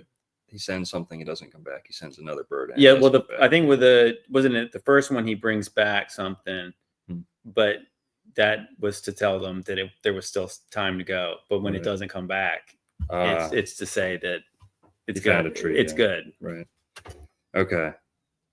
So Noah gets off, and we can imagine that it was probably pretty desolate, pretty destroyed, It wouldn't have been easy to grow anything right away, right? It's taking a minute. And even it seems if we're believing this happened around Mount Ararat near Turkey and Armenia, that our archaeological history of humanity, anthropology, pretty much shows that the most civilized people in the ancient world appear out of nowhere near the mountains of Ararat, near Turkey, the whole Göbekli Tepe site, all that. Some people think that's Noah's Ark. I've heard a lot of people recently saying, they believe that Göbekli Tepe had something to do with an altar by Moses. It's pretty big though, or Noah. Pretty big though for one guy in a family. Well, Noah gets off the ark, and pretty much everything shows. Our mainstream anthropology somewhat agrees. The timeline's a little off. Where's that fucking noise?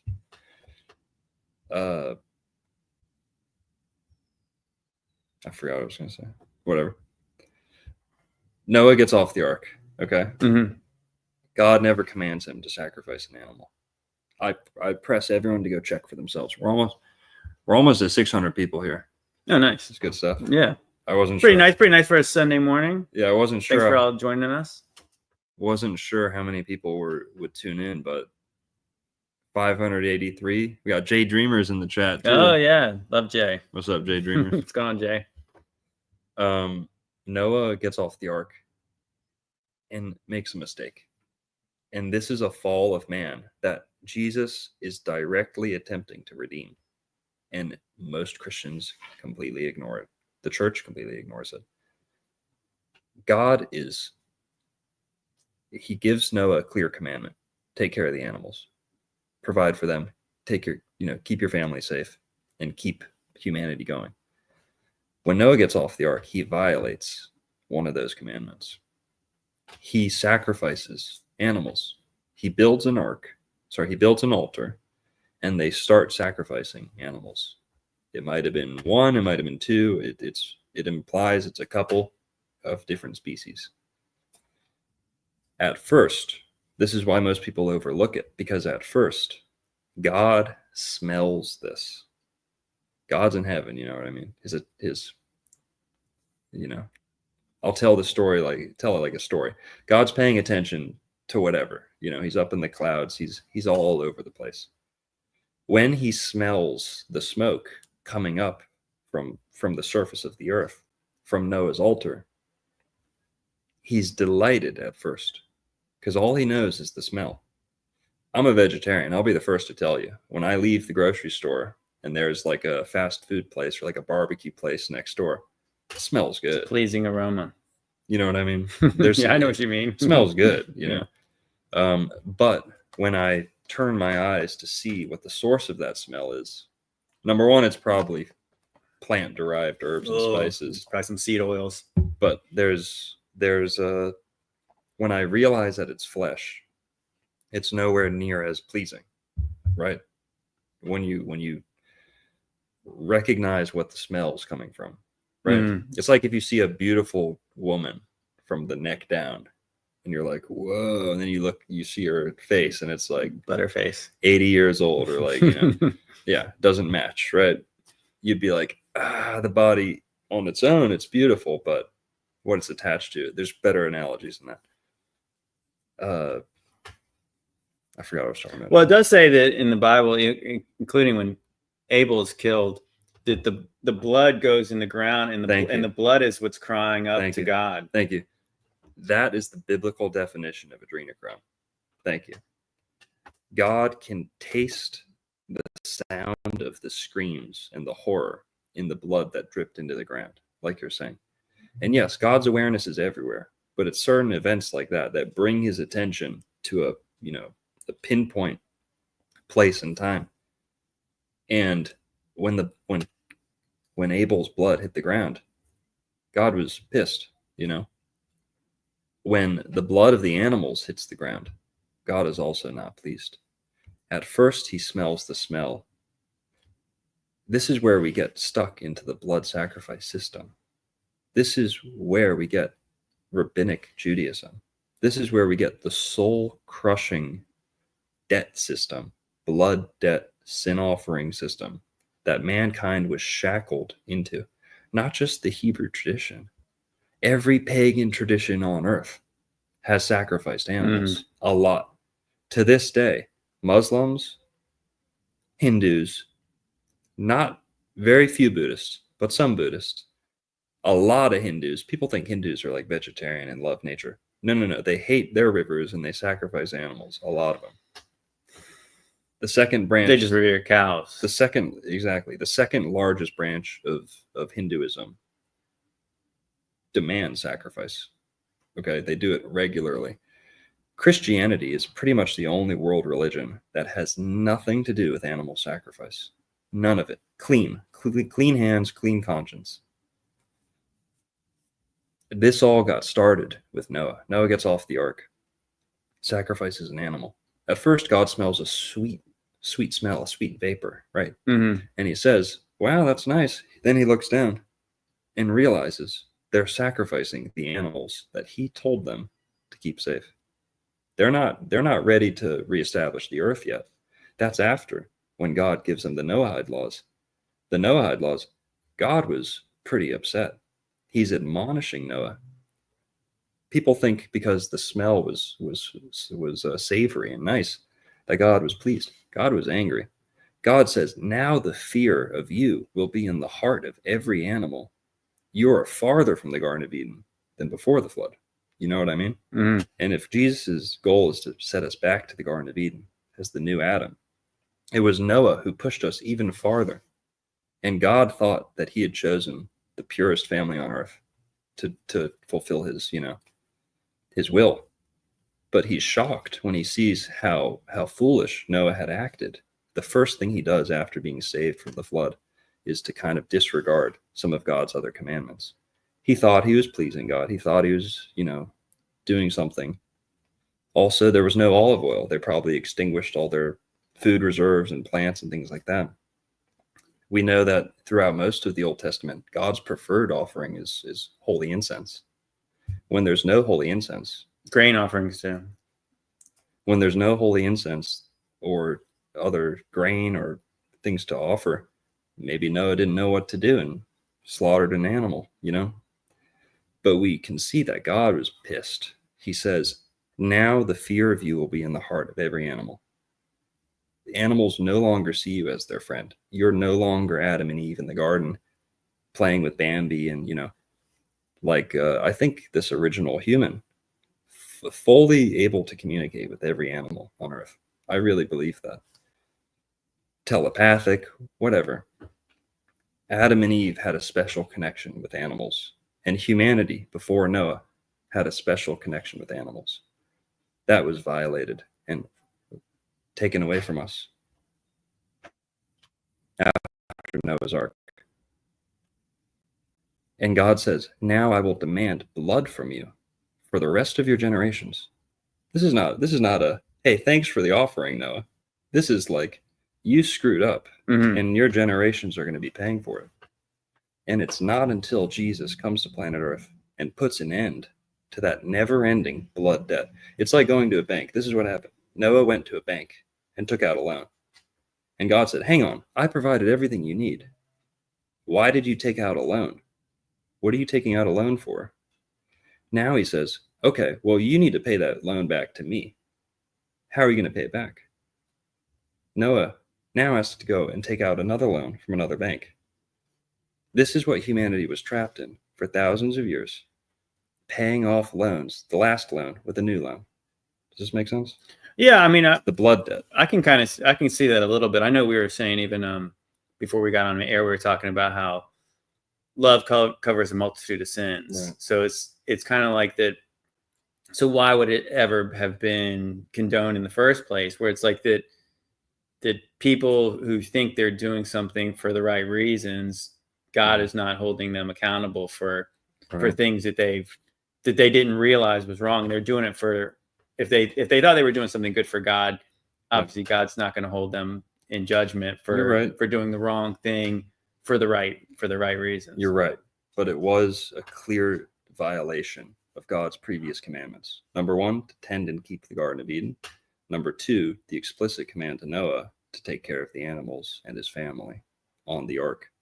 Noah did violate at least 1, if not 2, clear commandments from God. And I think that's where the punishment comes. I'm not saying this is clearly all how God wanted it to transpire. But I think just like Cain and Abel had to discover what murder is for us to all understand that lesson down the line, these mistakes have to be made. These mistakes had to be made. They brought areas of human consciousness to the forefront that God wanted us to deal with, address. And I do think that Noah, he really opened a can of worms. And I'd really like anybody out there, and for you, JT, go have a look at when Noah gets off. I'll definitely read it again. Here, I got a question there for you though. Sure. So what about when after Jesus was resurrected, Right. he asked the disciples if they had any meat, and they said, we got some, and he told them to cast, and they said no. He told them to cast their nets over, they pulled up some fish, and then he's the one who cooked it for them.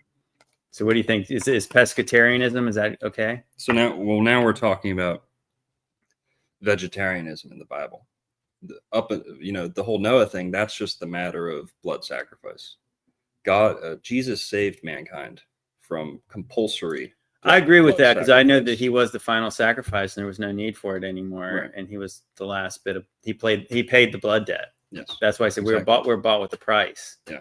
And that's why we're not our own. Exactly. If we're in Christ. And yeah, because he paid the price we could not pay. But that price goes right back to Noah. The blood debt that had only been compounding and increasing in interest.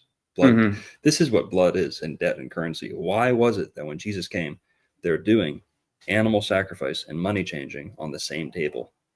The table that Jesus was flipping were not just money changers. They were the animal sacrificers, the butchers. In the Bible, butchery and accounting, like banking, are one and the same. They go hand in hand. And we call usury. We call it shambles. The stool that the butcher would sit on and the stool that the money changer would sit on were both known as the shambles, because he's chopping you up. He's stealing from you, right? The butcher would kind of put his finger on the scale and you get half the meat. Well, let's talk about vegetarianism. Jesus was a vegetarian in the flesh, certainly. He had a brother named James. We know for a fact, there's zero dispute, James was a lifelong vegetarian. He had the same father and mother as Jesus. It's hard to believe that Jesus would not have been raised vegetarian. Where do you get the idea that James was a vegetarian? All the early church fathers were in agreement. All of them. James, I'm not disputing it. I was just wondering where you getting it from. All the church fathers are in agreement. And he was an Essene. The Essenes were a branch of Judaism that did not consume flesh. They even go as far as to say, kind of that Noah's Ark story, that God never wanted animal sacrifice, only the devil. And when mankind first made that first sacrifice, they were welcoming the devil into their communion with God. And the devil became an interference, and he started posing as God. And this is how the Israelites got swept up into goddess worship and Baal and Molech and all this. Mm-hmm. All of these are the devil pretending to be the Lord. Jesus is the Lord. God's the Lord. Mm-hmm. There's kings in the Bible who are not deified, who are called Lord. Yeah. Lord is a title. Capital L, Lord. Yeah, I agree. So when someone steps in and the Bible says Lord, that's actually a questionable identity. And the Essenes and the Nazarenes were of the opinion that God never commanded animal sacrifice. They really believed Jeremiah 7:22. That was one of their core tenets, that animal sacrifice was foreign to true Israelite worship. It was a Babylonian introduction, is what they believed. James, the brother of Jesus. James and Jesus, they weren't clearly Essenes, but they were Essene leaning. They were from Nazareth. The majority of pious adults living in Nazareth 2,000 years ago, based off the archaeology, were all vegetarian. Nazarene is one of the words for vegetarian before we started using the words vegetarian. So if we look up a Nazarene, Essene, we know that that's a vegetarian branch of Judaism. Well, they weren't supposed to touch dead things, so yeah, it'd be hard to eat meat if you did. Also in the Noahide laws, they interpret the Noahide laws to still mean no flesh. No, you can't eat any flesh. Because God says you can't eat any animals because of the blood. There's blood in the flesh, and the blood has life in it. So you can't eat flesh with blood in it. Now, the Jews and most Christians today interpret that to mean, well, we just need to drain the blood out, and then it's safe to eat. Jesus and his community interpreted that to mean, if it ever had blood in it, we don't touch it. Genesis 1:29, the original diet, is fruit and herb bearing seed. That's all mankind is eating up until Noah. That's all they're eating. Well, I believe, the original intention of the garden was, that they wouldn't have to kill animals. They were God provided everything they were going to need to eat.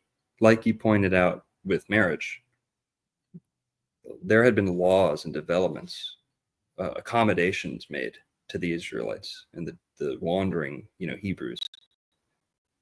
But Jesus rightfully points out, as you pointed out yesterday, he says, just because they came up with a law in between the Garden of Eden and now does not mean that's the original.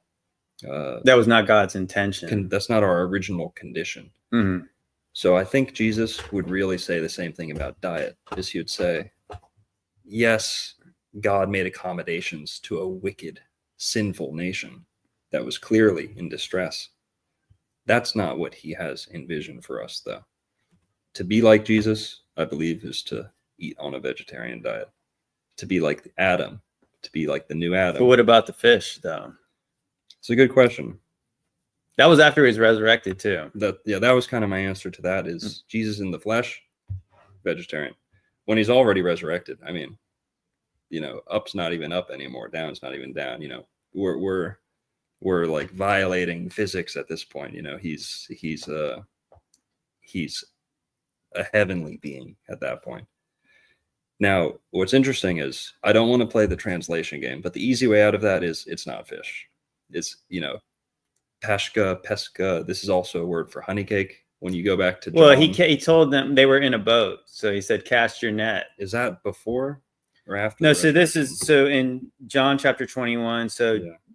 Jesus is appearing, and they don't always recognize him. And it's almost the implication that they did not recognize him, but they knew it was him. Mm-hmm. And he asked them, "Do you have any meat, or probably do you have any fish?" And they said, "No, they ain't been catching anything."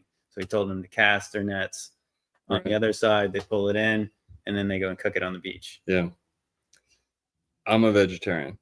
If I had a group of friends who are hungry, and if my only options were flesh, this is why Jesus liked fish so much. And the Essenes will tell you this. The Essenes were willing to feed people fish. Why? Because fish cannot be sacrificed to a deity, to a false deity. Part of the staying away from flesh in the Israelite communities was that so much of the meat, almost all of the meat that was able to be bought back then, had already been slaughtered to a devil, Moloch. Yeah, it was. And they were meat sacrificed on altars. Jesus, his goal was not to force people to go vegetarian. I'll be the first to tell you that. And this is actually where James, the brother of Jesus, and Paul split, and the church, has its first grand schism is over vegetarianism, believe it or not. Paul believed Christians shouldn't have to be vegetarian. James, the brother of Jesus, thought that Christians should have to be vegetarian. Now, me as a vegetarian, I think Paul was right on this. We shouldn't make the gate so narrow, or the bar so high, or the bar so low. Sorry. Yeah. That to be a Christian doesn't mean you're a vegetarian, right? I don't think, because James wanted to bar non-vegetarians from becoming part of the movement. He wanted to initiate people in the Christian movement.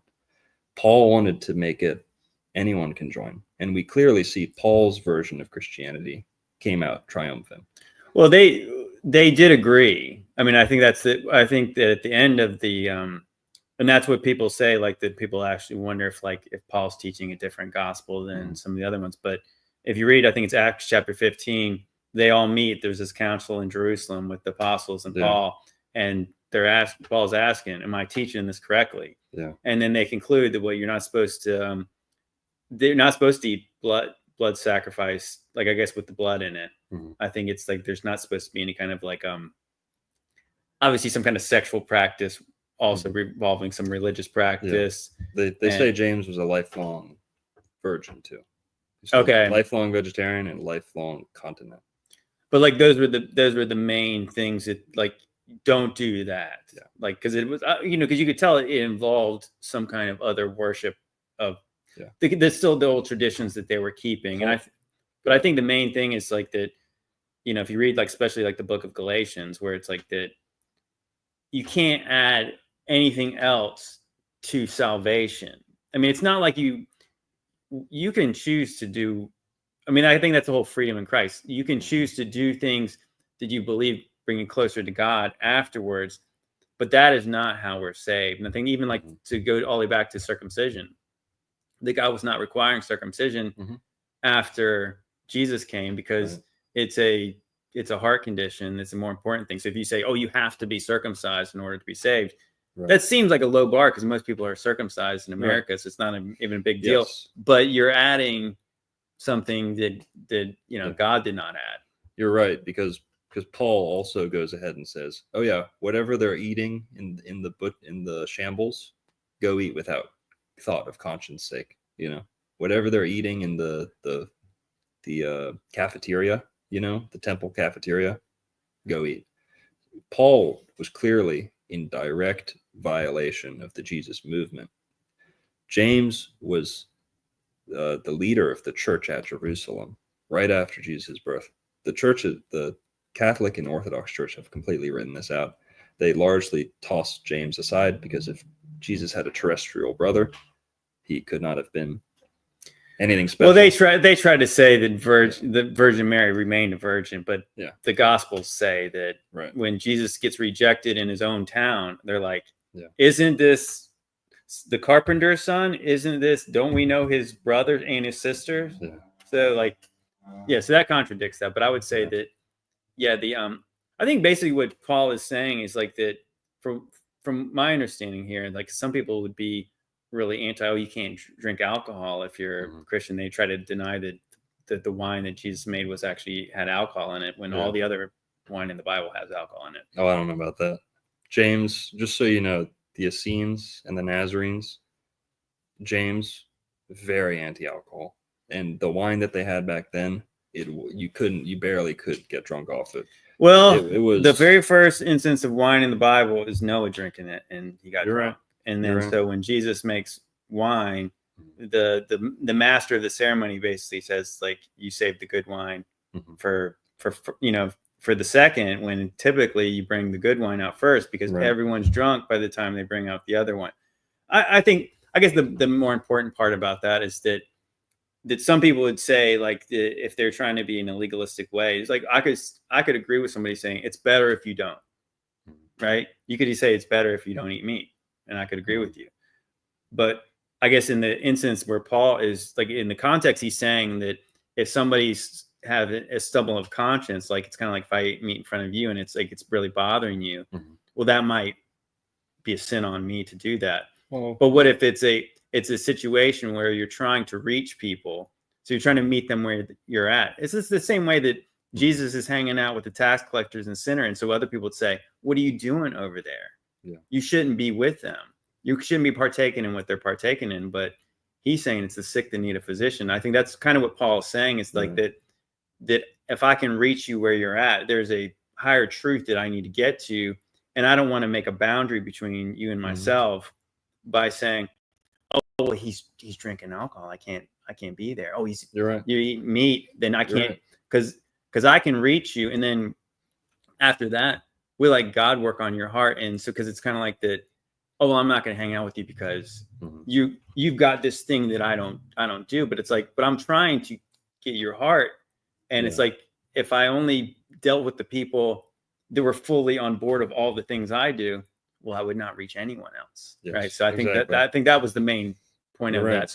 So whatever you eat or you drink, do it unto the Lord, because there's something greater than this that we're trying to show them. You're right. Well said. It's also kind of the other way. Like, if I think vegetarian's the way, it can't be the only way, because there's people, if vegetarianism was one of the barriers to entry to Christianity, people would be like, oh, well, I'm a vegetarian, so I must be a good Christian. Right. You know what I mean? Yeah. Or I don't drink alcohol, therefore I'm holier than thou. That's usually the issue. Yeah. Paul did have the clearer picture on that for 100%. And his vision of what Christianity would become clearly was what God also had in mind. I disagree with a lot of Paul. I don't really like Paul. I think I agree when people call him the deceiver. He never met Jesus, I don't want me that, except in a vision. Well, hang on. Okay, the book of Acts says that he did, and they all agree, though. I mean, so James, towards the end of his life, James, let's not forget Paul had been persecuting Christians that's until he that's found part a way of the story. until he found a way to profit off of it. And then James excommunicated Paul towards the end of his life. Where is that written though? It's not in the New Testament, but you know, the Qumran group that we get the Dead Sea Scrolls out of, which to many people is like the check of authenticity on the biblical texts, they did not like Paul. Okay, that community, they believed that James, the brother of Jesus, was supposed to lead the church after Jesus. Towards the end, James did kind of give Paul a couple, stamps of approval. Like, yeah, keep doing your thing. We're glad you're cheerleading. Peter did too. We're glad you're cheerleading our cause. But they didn't have a full, they didn't really know what he was saying because he's usually far away, preaching in other places. When he comes back to check on them, to check in with them, he would kind of lie a little bit sometimes. He would say, there's letters that aren't in the New Testament that do come from Paul that are, there's not enough time to go too deep, but we do have 600 in the chat. Oh, wow. So clearly this Awesome. is Awesome group. This is what's the word? This is good. This is good. I mean, like I said, for a Sunday morning, it's pretty good.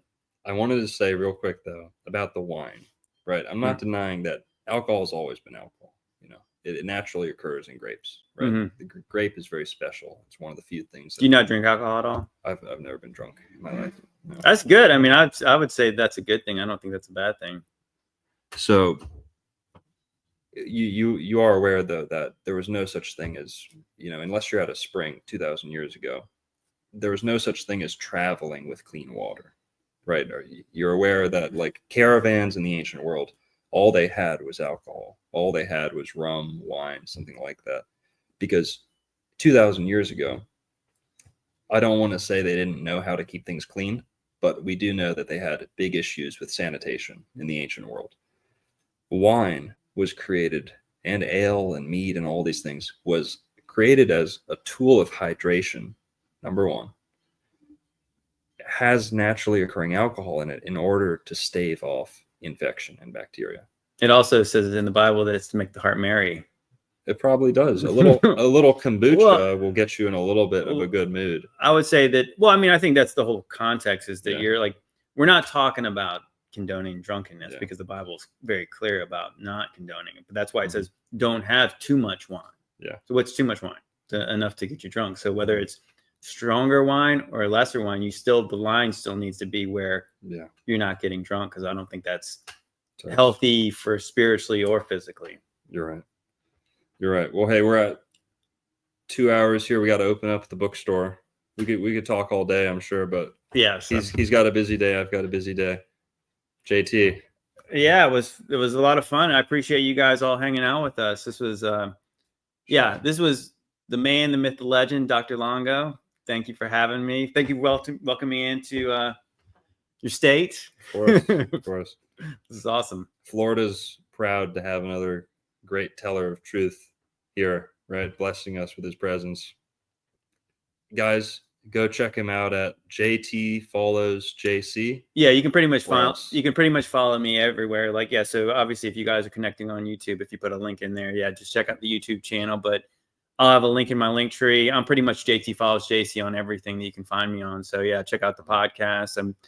Should have a new video up tomorrow. I always have a recurring thing called JT's Mixtape, and we talk about everything. We share like kind of reactive videos, but it's more than the typical reaction. It's with some nuance, some flavor. Very cool. But appreciate you guys. Thanks, everyone. Today we're having JT's friend on. Later today we're having Paul Stobbs, the author of Nephilim Look Like Clowns. The Nephilim Looked Like Clowns. Yes. That roughly the title of his book. Paul Stobbs done a couple shows with you. Oh yeah. Paul's great. Yeah, you guys will enjoy that one. That guy's a wealth of knowledge, especially when it comes to that subject. Yeah, he's great. We randomly got into the whole clown topic, talking about movies that are filmed in Florida. There's a lot that are clown themed and circus themed. And Paul, everyone was saying you got to reach out to Paul Stobbs. I reach out to him, and it's almost like within a day, you were here, or Topher was saying to hit you up, and then come to find out you guys do shows. Oh yeah, pretty cool. me and Paul literally did a stream yesterday. So yeah, Paul's great, and I think that that whole Nephilim look like clowns.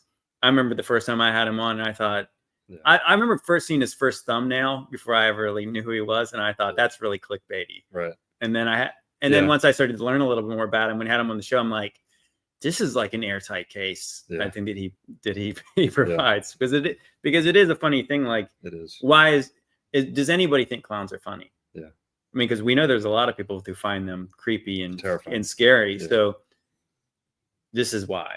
Yes. This is why, the things that he's talking about. Yeah. It's a super deep gopher hole, as we like to call it. Paul's got the receipt. So if you guys are interested in that subject, you guys will enjoy that one.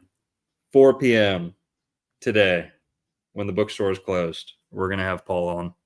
See you guys then. 2 today. Okay. 2 shows today. You guys are lucky. Everyone have a good one. See you then. God bless. Peace. Got some more chats too. Jay Dreamers, thanks for the $10. Bruel Black, thanks for the 777. Oh, I wish we could have answered these. Good stuff. All right. We're deep. We're getting deep in there. But yeah, God bless all y'all. Peace.